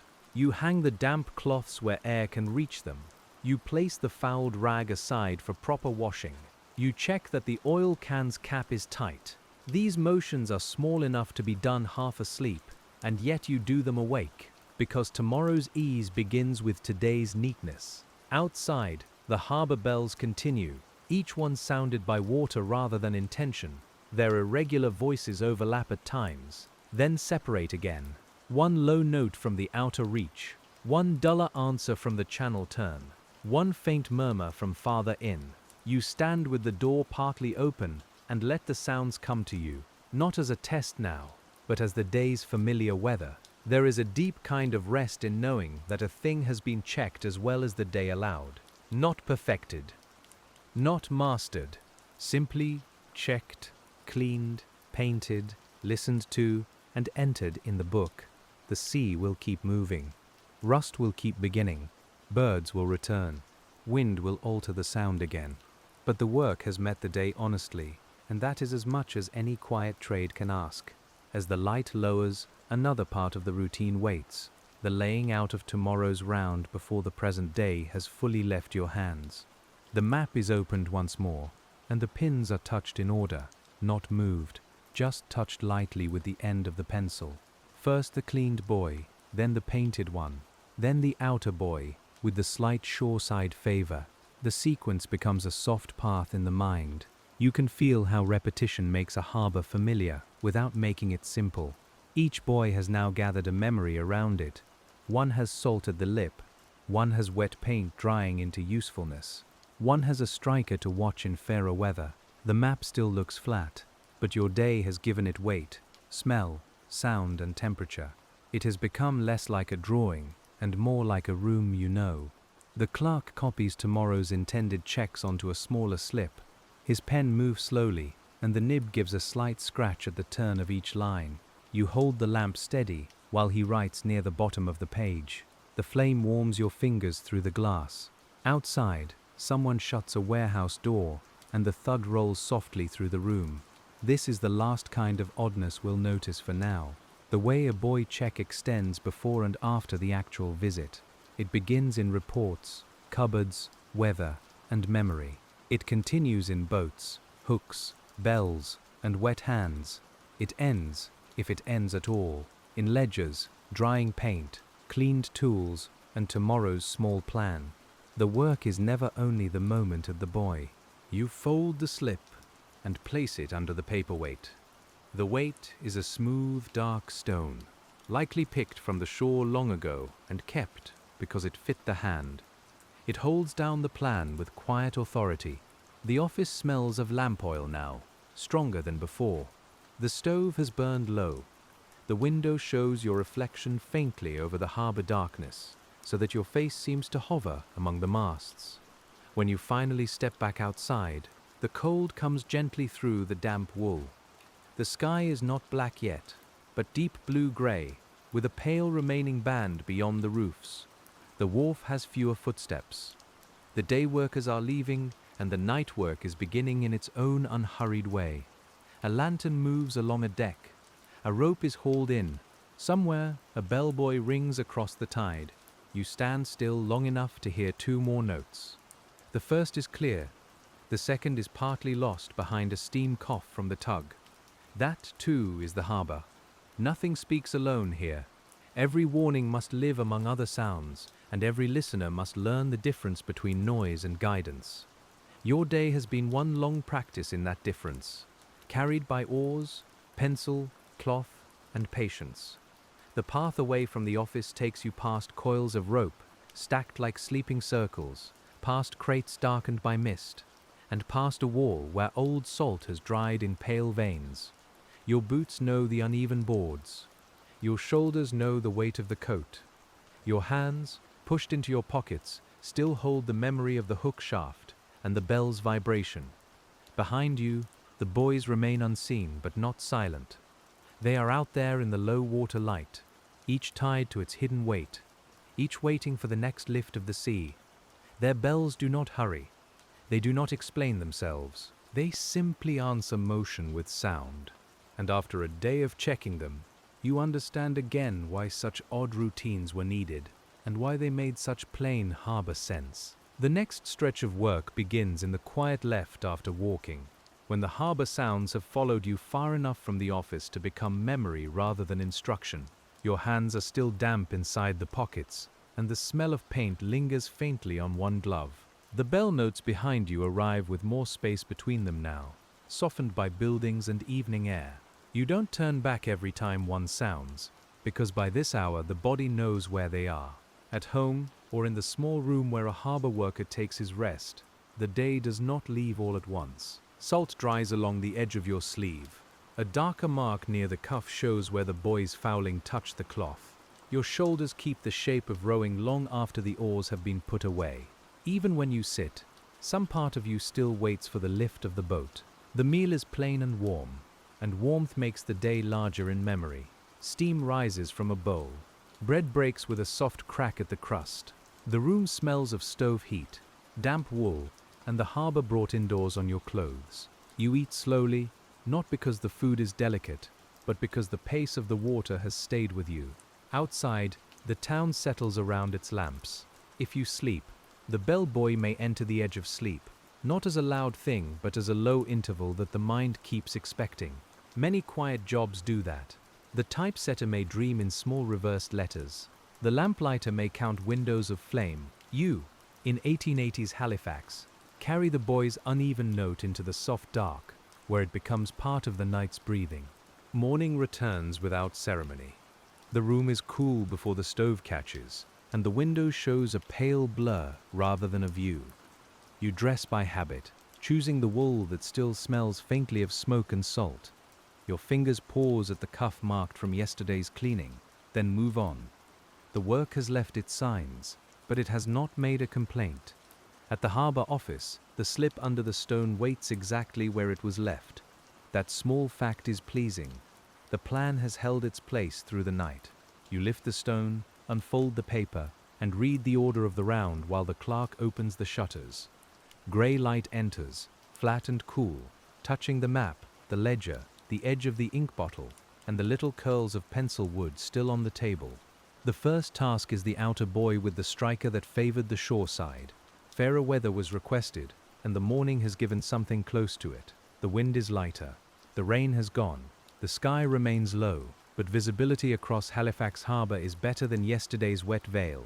You take the wrench, the oil can, the hook, and the notebook, because fairness in weather does not mean certainty in work. The boat is stiff with cold when you step in.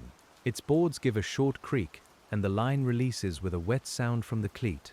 The oars are colder than your gloves expect. You set them into the locks and push away, feeling the boat find its direction under you. Behind the wharf, a dog barks once, far away, then the harbour takes back the morning. The outer reach is quieter at first light.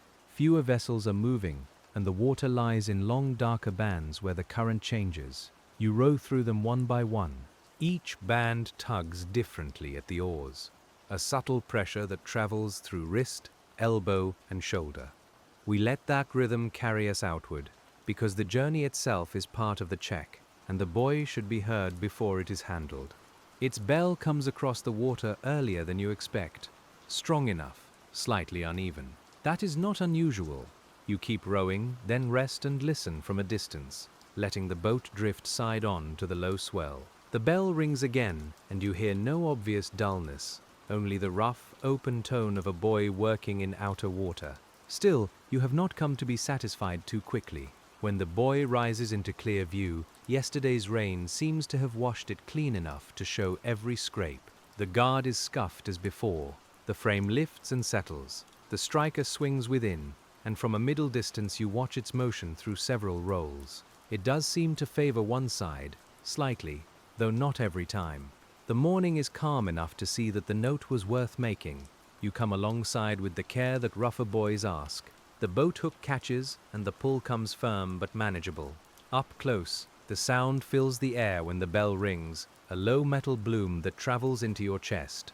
You wait through the motion rather than reaching at once. A moving buoy can teach you something if you let it show its habit before your hands interrupt it. The upper joint is not frozen, nor is the striker fouled. Wear is more likely. A pin may have begun to settle unevenly. A bracket may hold a slight bend from some old blow. You can see no fresh damage, which is useful in itself. You touch the metal through the cloth, feeling for roughness, heat, looseness, anything the eye has missed. The iron is cold, damp, and stubbornly ordinary.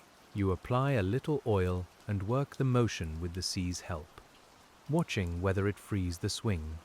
For a few minutes, the striker moves better, then returns to its slight preference. That tells you the issue is not simple dryness. It may be tolerable for now, but it deserves a proper repair visit when heavier gear can be brought. A small truth has been found, which is enough for this morning. The notebook line is written with care. Outer buoy. Striker free, but favors shoreside after oiling. Recommend repair party inspect pin and bracket. Bell strong under present swell. Those words carry your judgment without raising it higher than the evidence allows. You do not say failure. You do not say harmless. You say what the buoy has shown, and the harbour office will know what to do with that. Before leaving, you listen at a short distance once more. The bell remains strong. Even with the favouring swing, it gives a useful note. You let the boat drift until the buoy sits almost directly between you and the open water, then almost between you and the town. The sound changes with angle, as all sound does here. You write no extra line, only keep the memory beside the formal note. The return from the outer reach is slower because the current has turned against you. That is the harbor's way of reminding you that a round is never only a list. The same distance changes character by hour, tide, and wind. Your shoulders warm again under the work. Your breath settles into the long rhythm of pulling, pausing, and pulling once more. The boat creaks softly around you, as if keeping count. Halfway back, you pass a small cluster of floating weed. It trails in loose brown ribbons, turning over itself where currents meet. You watch it without stopping, because it is not near the buoy line and carries no timber or rope. Knowing when to leave a thing alone is part of the same skill as knowing when to intervene. A harbor worker could exhaust himself correcting every harmless motion of water. Near the wharf, the town sounds return in layers. First the carts, then the voices, then the nearest slap of ropes against masts. The bell from the cleaned buoy can be heard faintly between them, fuller than it was before the cleaning. You notice that with quiet satisfaction. Yesterday's rag and patience have become today's better sound, and the improvement asks for no witness beyond the ear. The office takes in your report. The clerk copies the recommendation into a column that will lead to a repair crew, a heavier boat, and perhaps a morning with block and tackle. You watch his pen move steadily. The repair may not happen today, and that is expected. Harbor work is a sequence of judged needs, weather windows, available hands and tools. Your check has added the buoy to that sequence. By mid-morning, the work shifts toward the repair stores, because recommending attention also means making sure the parts and tools can be found. You go with the storekeeper to a shed behind the office, where the air is colder and smells strongly of iron, hemp, old wood, and drying paint. Light enters through cracks in the boards. Dust floats in the beams, though the floor is damp. The shed has its own quiet order. Chains hang on pegs by size and duty. Shackles sit in shallow bins. Wooden handles lean in a corner, worn smooth where hands have known them. A coil of new rope lies on a shelf, pale and hairy, not yet darkened by tar and weather. You run your fingers along it, and the fibers catch lightly at the glove, dry and clean compared with harbor line. The storekeeper checks a list against the shelves. A pin of the right size may be needed for the outer buoy's striker. A bracket might be inspected and left alone. A shackle may be carried just in case. None of this is dramatic. The shed work is slow, almost domestic, a laying out of possibilities before the boat goes near the problem. Good maintenance begins before the first tool is lifted. The iron parts are wrapped in sacking to keep them from knocking together. The sound of metal against metal can be satisfying, but it can also chip, burr, and bruise what should stay clean. You help tie the bundle with twine. The twine cuts slightly into the glove as you pull it snug. The storekeeper writes the buoy name on a tag, and the tag swings from the bundle like a small promise. We remain a little longer among the stores, because the forgotten parts of a job often hold its true patience. Anyone can imagine the bell ringing in fog. Fewer people imagine the dry search for a pin, the checking of thread on a bolt, the smell of sacking, the way a spare washer can prevent a wasted trip. Yet the buoy's voice depends on all of it, quietly and completely. The repair crew will take the bundle later, when the tide and schedule allow. Your own round continues. There is another odd check today, one that asks not for tools, but for comparison against shore marks. A buoy may ring, shine, and ride well, yet sit a little off its intended place if the mooring has dragged or the chain has stretched. So you check its position by lining it with things that do not move. The harbor map gives bearings, but your eyes use familiar marks.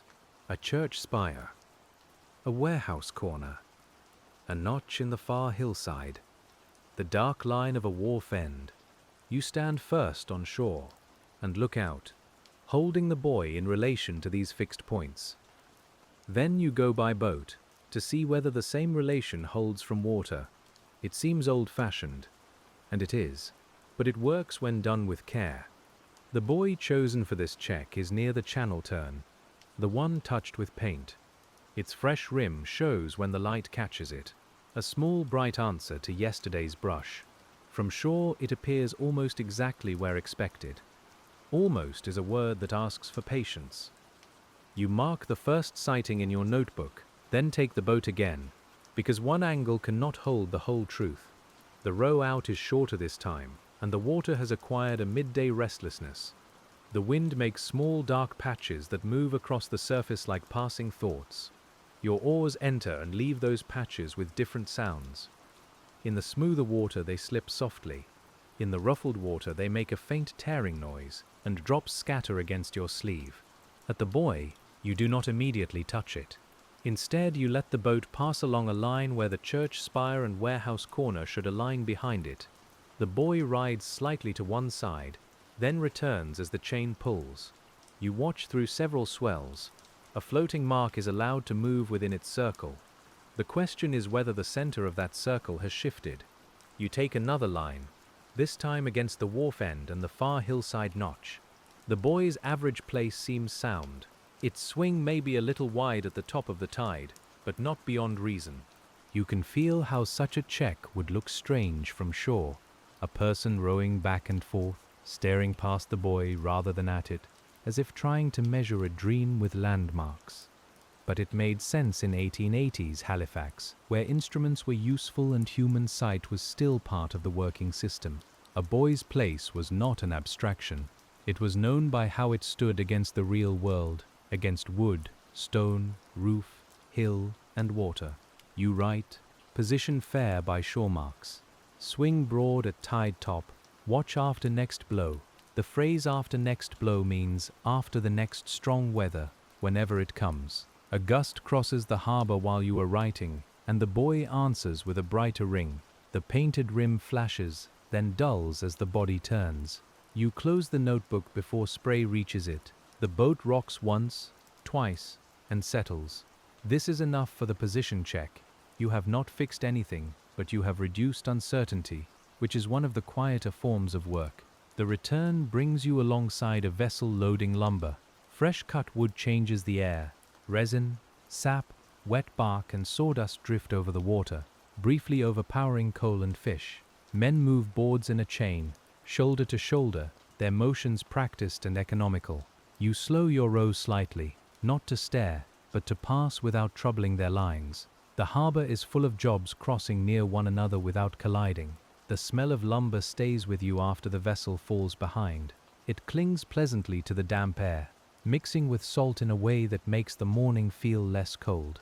You think of the buoy's body, the boat's boards, the wharf planks, the shed shelves, the pencil in your pocket. Wood is everywhere in this iron and water work. It floats, holds, marks, burns, records, and slowly wears smooth under human hands. At the office, the position note is added beneath the paint entry. A small chain of care forms there too. Paint worn, paint touched, position fair, swing broad at tide top, watch after next blow. The ledger grows not by grand events, but by these tiny accretions, each line resting on the one before. We can feel the calm of that, the way order emerges from repeated attention. The afternoon brings fog, not thick at first, just a milky whitening over the water beyond the nearer vessels. It arrives from the seaward side and folds itself into the harbor by degrees. Masts lose their tops, roofs soften, the far shore becomes a guess. The office grows quieter, because fog changes how people listen. Even those not working buoys pause more often, as if the air has asked them to lower their voices. Fog is the bellboy's proper country.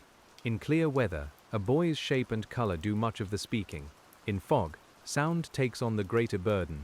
So you go out again, not far at first, to hear how the checked bells carry as the world narrows. The lantern is taken though the hour is not late. Fog can make noon feel like evening, and evening feel like nowhere at all. The boat moves into whiteness slowly. The wharf fades behind you until it is made of sound more than shape. Water drips from the oar blades. The boat's bow cuts a small dark line through pale water. Your own breathing seems nearer in fog. The wool at your collar brushes your jaw. The notebook stays tucked away until you can shelter it, because fog dampens paper almost without appearing to touch it. The first bell comes through muffled but steady.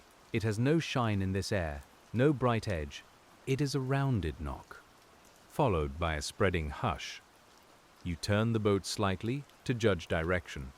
The sound shifts. and you wait for another note before deciding anything. Fog can make a bell seem left, then right, then farther than it is. You answer that trick with time. We sit with you in the small boat, surrounded by white harbor air, and the work becomes almost entirely listening. You cannot admire the skyline, because the skyline is gone. You cannot judge by distant marks, because the marks are hidden. You have oars, breath, water, and the bell. The world has kindly removed what isn't needed, leaving only the simplest shape of the task. The cleaned buoy sounds better than it did before the fouling was removed. You can hear that even in fog. The tone has enough body to carry through the damp, though it remains soft and practical. You make the note after holding it in memory for several rings. Cleaned buoy carrying fare in fog. Direction uncertain beyond first listening point. That uncertainty is not failure. It is the honest nature of fog. Farther along the outer buoy's stronger bell arrives with more confidence.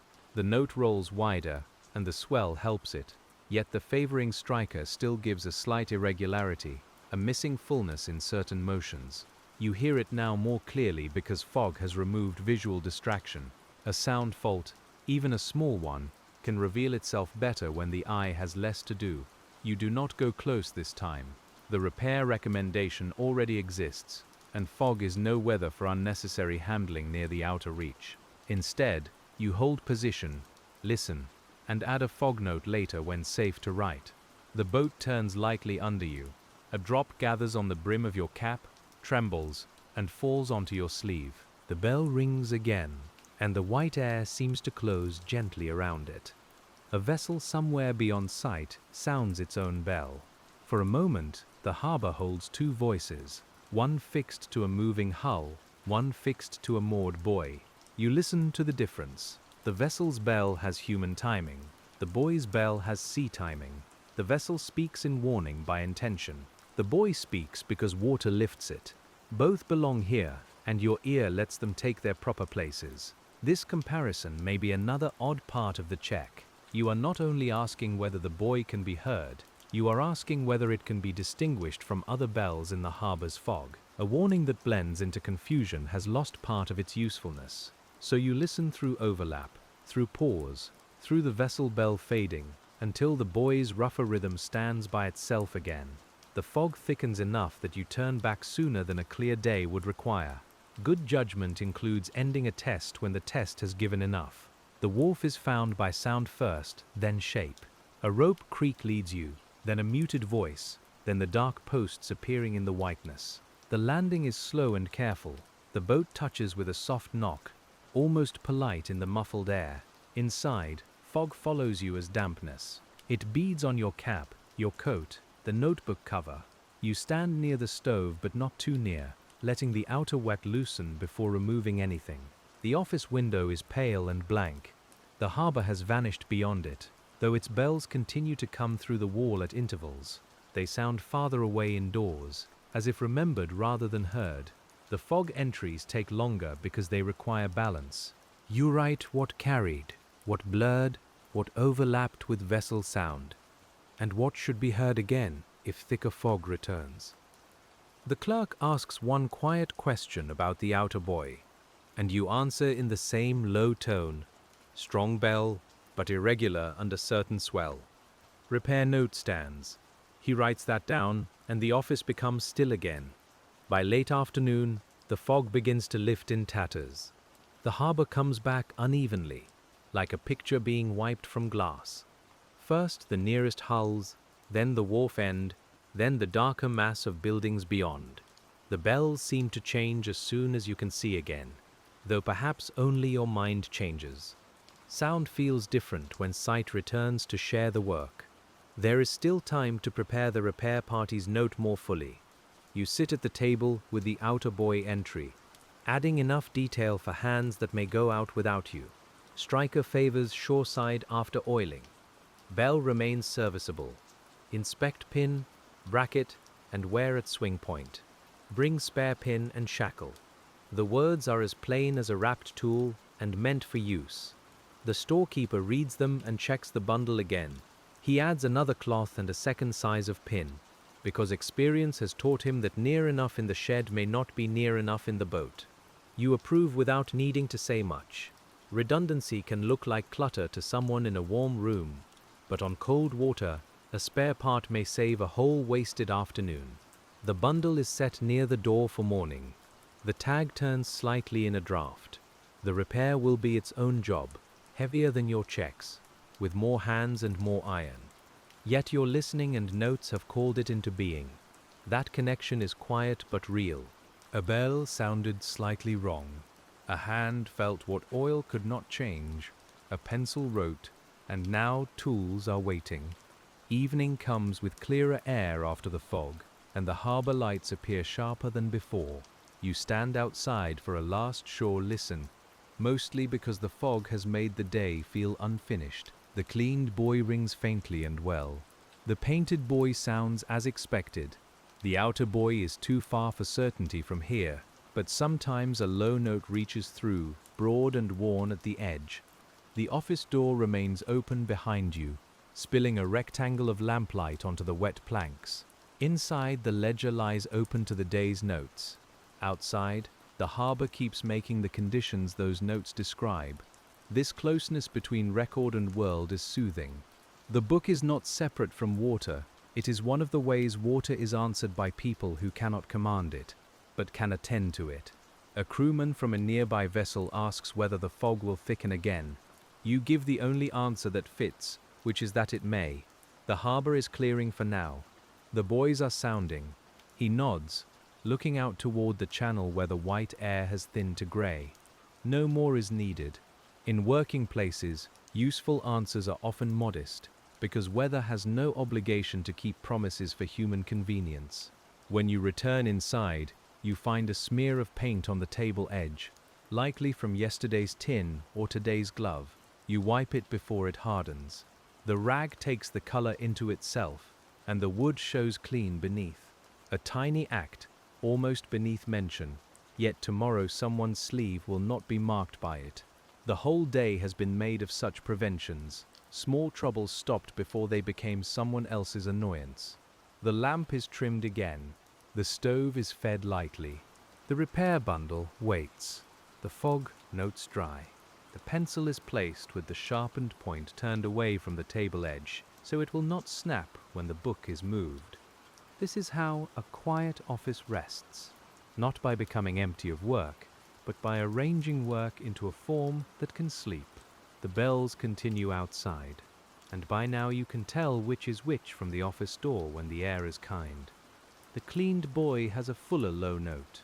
The painted one is more distant from this angle, softer but regular. The outer one carries only sometimes, with the broad unevenness that earned it a repair visit. Their differences are not dramatic. They are the subtle names by which a harbor worker knows his charges. As darkness deepens, the next day's repair sits in your mind without troubling it. You have done the checking part. Others may do the lifting, pinning, and heavier adjustment, though you may go along to guide the ear that first heard the fault. Whether or not you handle the wrench, the process remains connected. The harbor works through many hands, each one taking the next small part. The morning of the repair comes with a dry cold that makes ropes feel sharper and wood sound harder under the boot. The sky is clear enough to show a pale rim of light behind the buildings, and the harbor has a steel color before sunrise. You arrive as the repair crew is gathering near the shed, their voices low, their breath visible, their hands moving through familiar preparations. The bundle is opened once more. Pins, shackle, wrench, cloth, oil, and a heavier tackle are checked by sight and touch.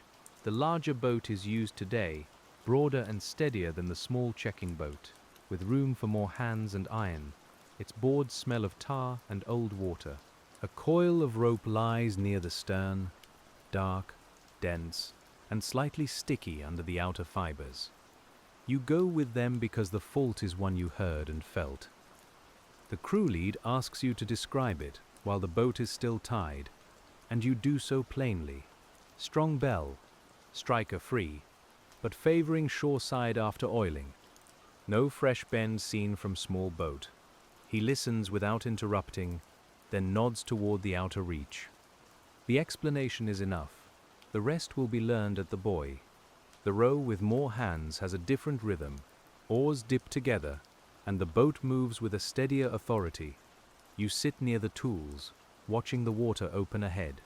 The outer buoy begins sounding before it is visible, its strong note rolling over the colder morning. The crew hears it too. No one speaks for several strokes. A working ear prefers to meet the object before talking over it. When the buoy comes into view, the lead has the rowers slow. The approach is careful, broader, more deliberate than your small boat check. A line is made ready. The hook catches. The larger boat comes alongside with a firm controlled bump against the water's motion. Hands move in order, not fast, not slow. Each person making space for the next person's reach. Up close, the fault shows itself as before, small but persistent. The striker swings well enough to ring, then returns with a slight bias. The lead watches through several rolls, just as you did. He places one hand on the frame when safe, feeling the motion. The metal gives its cold vibration into his palm. He glances at you, not in surprise, but in agreement. The note in the book has matched the buoy. The heavier tools come out. A pin is examined, wiped and tapped. The sound is small under the larger bell. Rust has begun in the wear point. Not enough to stop the motion, enough to shape it. The old pin comes free with patient effort, helped by oil, pressure, and a few controlled strikes. No one hurries because a damaged bracket would make the morning longer and the buoy less happy. The removed pin is laid in your gloved hand for a moment. It is worn unevenly, one side smoother and brighter, the other darker and rougher with old corrosion. This little piece of iron has been translating swell into sound for longer than most people would imagine. You feel its weight and its history, then pass it to the storekeeper's assistant, who wraps it for return to the office as evidence of the repair. The new pin goes in with less trouble than the old one took leaving. That is often the way of repairs. Removing the past can be harder than setting the next useful thing in place. The striker is tested by hand, then left to the sea. The buoy rises. The striker swings. The bell opens with a more even note, still rough, still plain, but no longer leaning into its old habit. Everyone listens. This is the best test after tools have done their part. The boat is quiet except for water touching the side. The bell rings again, and the vibration moves cleanly through the frame. The lead nods once. You feel the same modest settling you felt after cleaning the other buoy, only a little deeper this time, because the fault was hidden in metal and wear rather than dirt. The ledger later will say pin replaced, striker swing improved, bell sound fair. It will not say that the old pin looked like a small moon worn by tides of iron. It will not say that 5 people in a cold boat listened together without speaking. It will not say that the improved note seemed to clear a space in the morning air. But you will know, and the work will know. Before leaving the buoy, the crew checks the bracket, the shackle, and the visible chain lead. Since the heavier boat is here, it would be wasteful not to look. The chain rises partway with a wet, grinding heaviness, each link appearing dark and streaming. The smell that comes with it is deep harbor bottom, mud, iron, weed, and the long shut-in scent of things kept below daylight. You watch the links as they emerge. Some wear is expected where metal works against metal. The question is how much and where. The lead points to a place still serviceable but worth watching. Another note will be made, not urgent, not ignored. This middle way is the true language of maintenance, where most conditions live between sound and broken, asking for memory rather than alarm. The chain is lowered again carefully. It vanishes link by link, taking its smell and weight back under the water. The buoy settles once more into its ordinary duty. Its bell rings with the new pin's cleaner swing, and the sound moves over the outer reach. You sit back as the crew prepares to leave, feeling the quiet pleasure of a check that became a repair and return to sound. The row back with the crew is easier in spirit, though the cold remains. Someone makes a mild remark about the old pin having earned its rest, and the others accept it with small smiles rather than laughter. Harbor humor, when it is kind, is brief and low. It doesn't break the day's calm. It only acknowledges that objects, like people, wear down by doing their duty. At the office, the old pin is set on the table beside the ledger before being stored. It leaves a damp mark on the wood. The clerk turns it with the end of his pencil and studies the uneven wear. Now the written notes have a physical companion. The sound you heard, the motion you felt, the recommendation you made, all seem to gather around this small iron piece. The repair entry is made under your earlier check. The chain of cause and action becomes visible line by line. Striker favoring, repair recommended, pin replaced. Sound improved, chain wear to watch. The clerk's handwriting gives each phrase the same size, whether it came from a cold hour of listening or a heavier hour of wrench work. The book treats them equally, which is its own kind of fairness. By midday, the outer buoy is no longer the question of the day. It has returned to the background of harbor trust. That is how successful maintenance disappears. The moment after repair is satisfying, but the purpose is not to keep thinking about it. The purpose is to let the buoy become ordinary again, to let vessels pass it without concern, to let its bell join the harbor's known voices. Your own work turns again to checking the system around it. The old pin must be labeled and kept until someone decides whether it teaches anything useful about wear. The spare stock must be adjusted, because one pin has been used and another may need ordering or forging. The repair boat's tools are dried, the rope is inspected where it took strain. A job ends by restoring readiness. The shed smells different after a repair, sharper with wet iron and disturbed rope. You help hang the tackle where air can reach it. The pulley block drips slowly into a dark spot on the floor. The spare shackle bin is counted. The storekeeper makes a note to request more of the size used that morning. He says it as if speaking to himself, but you hear, and the harbor's quiet web grows one strand stronger. In the afternoon, with the repair recorded and the stores adjusted, you walk to the high point above the wharf, where several buoy positions can be seen in one sweep when the air is clear. The climb is not long, but after rowing and cold, it makes your legs aware of themselves. The ground smells of wet earth rather than salt for a few steps, and that change feels almost strange. From above, Halifax Harbour spreads wider and more legible. The buoys are small marks on shifting water, less substantial from here than they felt under your hand. Ships sit at anchor. Smoke rises and leans. The wharves form dark teeth along the water's edge. You can see why maps are tempting, and why maps are never enough. Everything looks orderly until you remember the pull, the rust, the fog, and the sound. You take bearings with your eye, comparing the buoys against shore features from this higher place. The painted buoy shows faintly. The cleaned one is harder to distinguish until it rings and draws your attention. The outer buoy, newly repaired, lifts in a slow swell and gives a note that reaches even here, softened by distance but more even than before. You stand still, letting that improvement cross the water. There is a gentle reward in hearing a repaired sound from far away. It confirms the work without asking you to go back and touch it again. The bell's note is still rough, because all bellboys are rough in their way, but its roughness is now proper rather than troubled. You write, outer bell carrying evenly from high shore point after repair. The pencil moves easily in the clearer air. A few people pass behind you on the path, busy with their own purposes. They may see only a worker pausing above the harbour. They may not know you are listening for a buoy that was opened, oiled, pinned and tested that morning. This anonymity suits the work. The harbour does not require everyone to understand every act of care. It only requires enough people to do them. As the afternoon thins, clouds gather again beyond the outer water, and the light turns pewter. Weather is always writing the next line before the present one is dry. You look at the buoys once more before descending, holding their positions in mind. The repaired outer one, the painted channel one, the cleaned bell near the listening point. Each has moved through your hands and ears in a different way. Back at the office, the high shore note is added.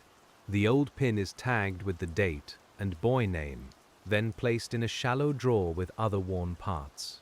The drawer is a quiet museum of maintenance, though no one calls it that. A cracked shackle, a bent hook tip, a piece of chain worn thin at one side, small iron witnesses to many days when someone noticed in time. You hold the drawer open a moment longer than necessary. The parts smell of rust, oil, and dust. Each one has a story reduced to metal. This shackle perhaps came from a storm check, that hook from a winter round, the worn chain link from a buoy that swung too freely after a gale. You don't need the full stories now. It is enough to know that the office keeps its memory in more than ink. When the drawer closes, the sound is soft and wooden.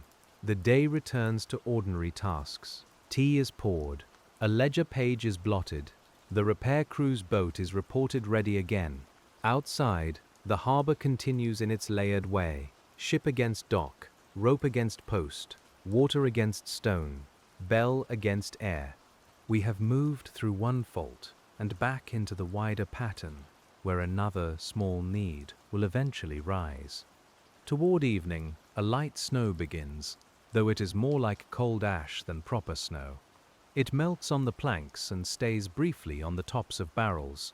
The harbor darkens under it. You step outside with your collar raised, listening to how the falling flakes alter the sound. Snow softens differently from fog. It seems to pad the air, making near sounds close and far sounds almost private. The buoys ring through it with a muted patience. The cleaned bell remains audible from the wharf, though its edges are wrapped.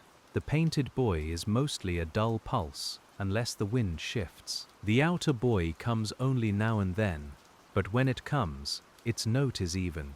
You mark that in your mind rather than on paper, because the formal check has been made, and this is only the workers' last habit of listening. The lamps along the wharf shine on wet and melting snow. Their light trembles in puddles between boards. A rope left coiled near a post has caught a white rim along its upper strands. You nudge it under shelter with your boot, not because it was your assigned duty, but because rope lasts better when it is spared needless wet. Quiet workers often tend more than their own named tasks. Inside, the stove's warmth meets the cold on your coat and raises a faint steam. The clerk has already closed the ledger, but the smaller notebook remains open to dry. You place it nearer the warmth, still careful of curling. The page shows today's entries, dense but readable. Outer buoy, pin replaced. Sound improved, high shore point, even carrying. The words look settled now, as if they have always belonged there. As night draws in, tomorrow's weather is discussed in low tones. If the snow stays light, the morning round will continue. If it turns to freezing spray, the checks may become shorter and more selective. No one speaks as though the harbor can be mastered by planning. The plan is made anyway. That is the old compromise between people and weather. Humble, steady, and often enough. You help bring in a small crate of lamp glass from the storeroom, though it belongs more to the light men than to the buoy work. The crate is awkward, and the glass inside gives tiny bright clicks when it moves. The smell of straw packing rises as it opens. Different aids to navigation sit near one another in the office world. Lenses, lamps, bells, chains, paint and paper, all devoted to helping people find their way. That thought stays with you while the snow touches the window. The bellboy is not alone in the system. It works with lamps on shore, with pilots, with charts, with local knowledge, with the memory of safe channels repeated by crews. Your checks are one thread. A lamp trimmed elsewhere is another. A chart corrected after a sounding is another. Together they make the harbor less mysterious, though never entirely tame. The evening ends slowly, not by stopping, but by handing the harbor to the night workers and the floating bells. You take one more look at the map before the lamp is lowered. The pins catch the last light. The repaired outer buoy's pin on the map is the same as yesterday, though your understanding of it has changed. That is often how work alters the world, not by moving the mark, but by deepening what the mark means. When you leave, the snow is still light enough to melt on your cheeks. The wharf is quieter, and the harbor beyond it is a dark field of low sounds. A buoy rings, then another, not together, but close enough that their notes seem to answer across the water. You walk with that sound behind you, slow and steady, carrying no urgency, only the day's repeated lesson in care. The following morning, the snow has left a thin whiteness on roofs and barrel tops, while the planks near the water have turned mostly wet and black. The air smells cleaner than usual, as if cold has pressed some of the coal smoke down. Your breath shows clearly, the rope at the boat's cleat is stiff, and you work it loose with patient fingers, feeling the frozen fibers give a little at a time. Today's check is partly for ice, though the harbor is not locked, only touched by winter. Thin skins have formed in sheltered corners, fragile and grey, breaking when the tide moves under them. Small pieces drift out where they can tap against hulls, pilings and buoys. They are not grand enough to frighten anyone, but they are exactly the sort of small winter condition that makes a bellboy checker look twice. You go first to the inner buoy, where harbor clutter gathers most easily. The boat slides through water that sounds thicker in the cold. Oar blades enter with a subdued crunch when they meet a film of ice near the edge, then move free in open water. Your gloves are stiff. The metal of the boat hook burns cold through the wool when you shift it across your knees. The buoy's bell rings faintly ahead. Ice changes sound in odd ways, sometimes carrying it, sometimes crowding it, sometimes adding small ticks and scrapes that make the air sort carefully. You approach slowly and watch the water around the buoy's body. A few thin plates of ice turn against it and break. The sound is delicate, like crockery being handled in another room, almost too small for the size of the harbor. Up close, the ice is not hindering the bell. That is good. But a strand of rope, old and frayed, has caught on a lower fitting, and ice has begun to gather around it in a lumpy crust. This is how winter makes a small thing larger. The rope alone might trail harmlessly for a while. Ice alone might pass. Together they begin to make a handle for more trouble.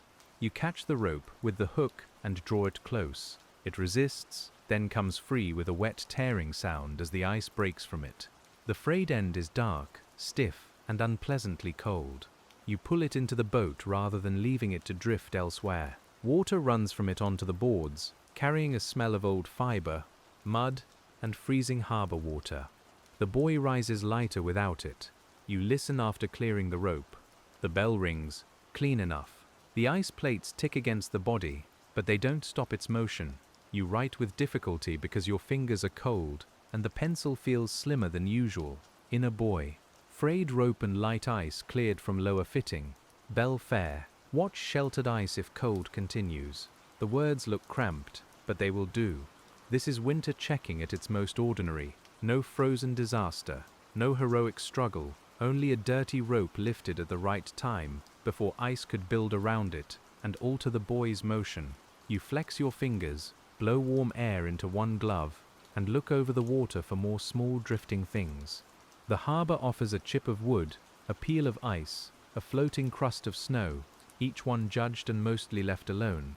The cold makes smells sharper when they appear. Tar from a nearby piling, smoke from a tug stack, the sour edge of old rope in the bottom of your boat, your own wool, damp again at the cuffs. The buoy's iron has almost no smell until your glove touches it, then rust and salt rise faintly, as if warmth has reminded the metal to speak. By midday, the sun has brightened enough to melt snow from roofs in slow drops. Water falls from eaves near the office, tapping a barrel lid with steady patience. The harbor remains cold, but its edges loosen. You bring the frayed rope back and lay it near the door to drain. It will be discarded or examined later, depending on whether anyone can tell where it came from. Even rubbish sometimes has a source worth knowing. The ledger receives the winter note. The clerk writes light ice in careful letters, then pauses over the phrase sheltered ice if cold continues. He underlines nothing. Underlining would be too strong for a matter that asks only watching. The harbor office has its own way of keeping concern proportionate. A note can be enough. A return can be enough. Not every observation needs a bell rung over it. In the afternoon, the sun disappears again, and the thaw slows. You use the remaining light to walk the wharf edges where loose lines and scraps most often enter the water. This is adjacent to buoy checking, but no one objects. A frayed tie from a crate, a broken packing strap, a short piece of line near a drain, all can become drifting nuisances if left to tide and weather. You gather what is reasonable. The scraps are wet, gritty and cold. They leave marks on your gloves and a smell on your sleeve. A passerby might see only tidying, but you know the route such things can take, from wharf to eddy, from eddy to buoy, from buoy fitting to ice crust, from ice crust to altered ring. The chain of consequence is quiet, and so the prevention is quiet too. The office stove feels especially good after that walk. Heat enters the gloves slowly when you hold them near, and the damp begins to rise. The room has become a refuge of small sounds, the drip outside, the stove inside, the clerk's pen, and a buoy bell faint beyond the wall. You stand still for a moment, letting your hearing settle. No sound asks for immediate action. That is a restful kind of report. As the day leans toward evening, the harbor turns blue-gray under the cold. The cleaned, painted, repaired, and ice-cleared buoys remain in their places, each carrying a piece of recent attention. You don't think of them in a proud way. You think of them as tasks held for now, like knots tied well enough to trust through the night. Tomorrow may loosen something else. Tonight, they hold. The final note of the day concerns weather, because weather is the partner in every buoy check. Light snow previous night, thin ice in sheltered water, wind moderate, visibility fair. These words sit at the top of the entry, plain and almost bland, yet they color everything beneath them. Without them, a future reader might misunderstand the rope, the ice, the muted sound, the cold delay in writing. Context is a tool too. You close the notebook only after the ink has dulled. The paper has a slight wave from repeated damp and drying. Its corners are softening. It looks used in the way a good work object should look used, not neglected, but shaped by service. You wrap it again in oilcloth, smoothing the fold with your palm, and set it where morning hands will find it without searching. The evening bell from the inner buoy reaches the office just as the lamp is lowered. It sounds clear enough, with no hint of rope or ice in the motion. You hear it, and the storekeeper hears it too. Neither of you comments. Some confirmations are better left unspoken, allowed to become part of the room's quiet satisfaction. The bell rings once more, then waits for the next lift of dark water. A few days later, the harbor gives a different test, not cold or fog, but a hard wind after midnight that leaves the morning full of floating evidence. You arrive to find the wharf scattered with bits of straw, bark, and coal dust washed into strange corners. The boats have rubbed their fenders all night. Ropes are tighter than usual, and the air smells raw, stirred up from water, mud, smoke, and weathered wood. The first light shows Chop still moving through the harbor, though the worst has passed. This is the time for checking whether buoys have dragged, struck, or gathered wreckage during the blow. The work has more movement in it, but not more drama. You prepare as always, with hook, notebook, oilcloth, spare line, and the slow mind needed to avoid making rough water rougher by impatience. The boat lifts sharply as you step in. You bend with it, one hand on the rail, one on the wharf line. The cold water slaps the hull and sends spray across your boot. Today the oars require more strength and more yielding. Pull too hard, and you fight the harbor uselessly. Pull too softly, and the boat loses its line. The middle way is felt stroke by stroke. The painted channel buoy is first because its swing was broad at tide top, and a blow can test a broad swing more severely. Its bell comes in gust-broken notes, louder when the wind opens, duller when it presses the sound away. You approach from the safer side, keeping enough distance to watch before touching. The fresh paint has held. That small bright patch looks almost cheerful against the stirred grey water. The buoy's position must be checked again against shore marks. In this chop, it swings widely, but the center still appears sound. You wait longer than comfort suggests, because wind-driven motion exaggerates everything. A buoy at the edge of its allowed circle can look wrong until it returns. You compare it against the church spire, the warehouse corner, the far notch. The average holds. The storm has not dragged it from its duty. There is weed around the chain lead, but not enough to change the ride. You see it when the buoy lifts, a dark mass appearing and vanishing at the waterline. To clear it now would be awkward and possibly needless. You mark it instead for calmer handling if it remains. Watch weed at chain lead after blow. Bell sounding. Position fair by marks. Fresh paint holding, the pencil line wavers with the boat, and that is allowed. The second buoy has taken more debris. A broken crate slat knocks against its side, trapped for the moment by current and chain angle. Each lift of water brings the slat up, taps it against the metal, and lets it fall away. The sound is not the bell, but from a distance it could confuse the ear, adding a false wooden clack beneath the iron note. You decide to clear it. The approach takes several tries. Wind pushes the bow aside. The hook misses once, catches the slat, loses it, then catches again. You draw it close and lift. The wood is splintered, water heavy, and cold enough to numb the fingers through the glove when you bring it aboard.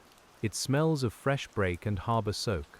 The buoy rings immediately after, as if the removal has given it a cleaner space. You test the sound from a short distance. The false clack is gone. The bell remains uneven, only because the chop is uneven. You write, crate slat, cleared from side. Bell distinct after clearing. No visible damage. That last phrase matters. Floating wood can scratch or dent, but this slat seems to have been more annoyance than injury. Still, it will go into the day's storm notes, part of the harbor's record of what the blow carried. The wind eases slowly while you work. Not enough to make the water calm, but enough to let the boat feel less argued with. Your arms are tired now, in the full practical way of a rough water morning. The oars have pressed their shape into your palms. Salt has dried at the edge of your mouth. The notebook has been opened and closed so often that the oilcloth feels slick. You rest in the lee of a moored vessel, letting the boat rise more gently for a few minutes. The vessel's hull is dark and wet beside you, smelling of tar, paint, and bilge. Water gurgles between the hull and your boat in hollow little voices. Above, rigging moves with a thin clatter. Beyond that, the buoy bell continues, clearer now that the crate slat has been removed. Rest is not idleness here. It is how you keep judgment from fraying. A tired hand yanks when it should guide. A tired ear decides too quickly. You drink a little cold tea and let your shoulders drop. The harbor keeps moving without asking permission, and you return to it only when the body has settled enough to be useful again. The last buoy of the rough water round is the cleaned one near the inner approach. Its bell sounds well, but something in its ride looks heavier. You come closer and see why. Weed and a short length of twine have gathered low, not dangerous yet, but enough to thicken the motion. The twine may have come from a bale, a crate, a net, or any of the 1,000 tied things a harbor uses and sheds. You clear what you can from the boat, working slowly with the hook and gloved hand. The weed comes away in long, slick ribbons, brown-green and cold. It smells strongly of tide mud when lifted into air. The twine resists until the buoy turns, then loosens. You pull it free, coil it once by habit, and drop it into the bottom of the boat with the other storm leavings. After the clearing, the buoy rides lighter. The bell's timing shifts by a small but audible amount, less sluggish after the swell. You wait through several rings to be sure. Then you write the line. Weed and twine cleared from lower motion. Bell response improved. Position appears fair. Follow after next tide. Your handwriting is not elegant in the chop, but it has the shape of truth. By the time you return, the boat has become a little collection of what the harbor tried to give its boys: a crate slat, frayed twine, weed, a scrap of bark, and muddy water around your boots. You unload them without ceremony. The storm has been translated into objects, then into notes. The boys, relieved of these small burdens, go back to sounding as they should.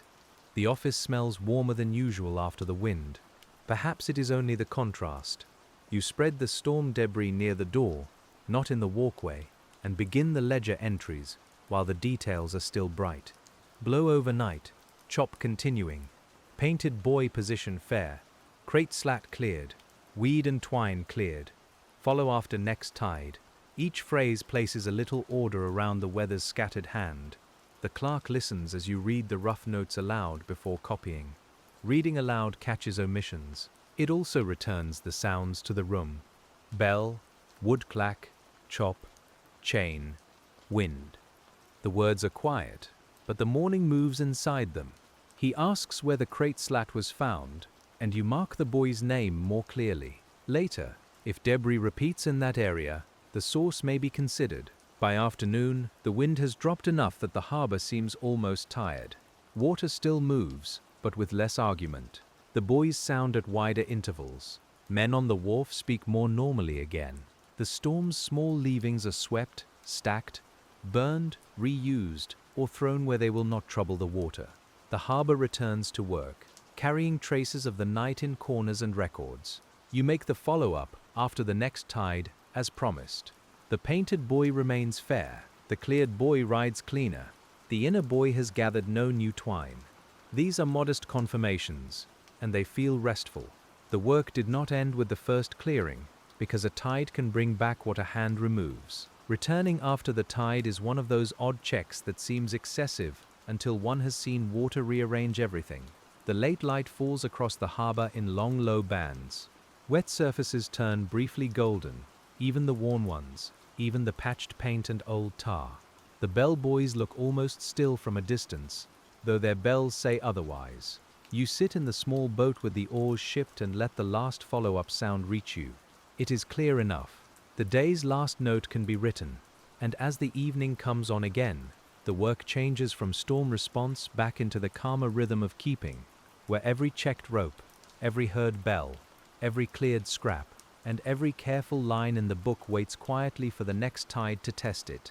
The last entry dries slowly, and you give it the time at once. The lamp on the table makes a small amber circle around the ledger, the pencil, the sand, and your hands, which still hold a little cold from the harbor. Outside, the bell buoys continue without needing to be seen. They rise and settle in the dark water, each one answering the tide in its own plain voice. You close the book only when the ink has lost its shine. The cover comes down with a soft weight, and the day's work rests inside it, not finished forever, but finished enough for tonight. The boat hook is back on its pegs. The oil can is capped. The damp cloths hang where the stove's mild heat can reach them. A faint smell of salt, tar, paint, and wet wool remains in the room. We stand with you for one last moment at the office door. Halifax Harbor is dark now, with a few lamps trembling on the water and the outlines of ships lying quiet at their moorings. The wharf boards are slick underfoot, but the wind has eased, and the night feels wider than the day. Far out, a bell rings once, low and rounded, then lets the silence gather around it again. Your hands can leave the work now. The boys will keep their patient watch through the dark, held by their chains, moved by the water, speaking only when the harbor asks them to speak. The tools are in their places, the ledger is closed, and the lamp is turned low. Outside, the tide moves softly through Halifax, and inside, at last, there is nothing more you need to do.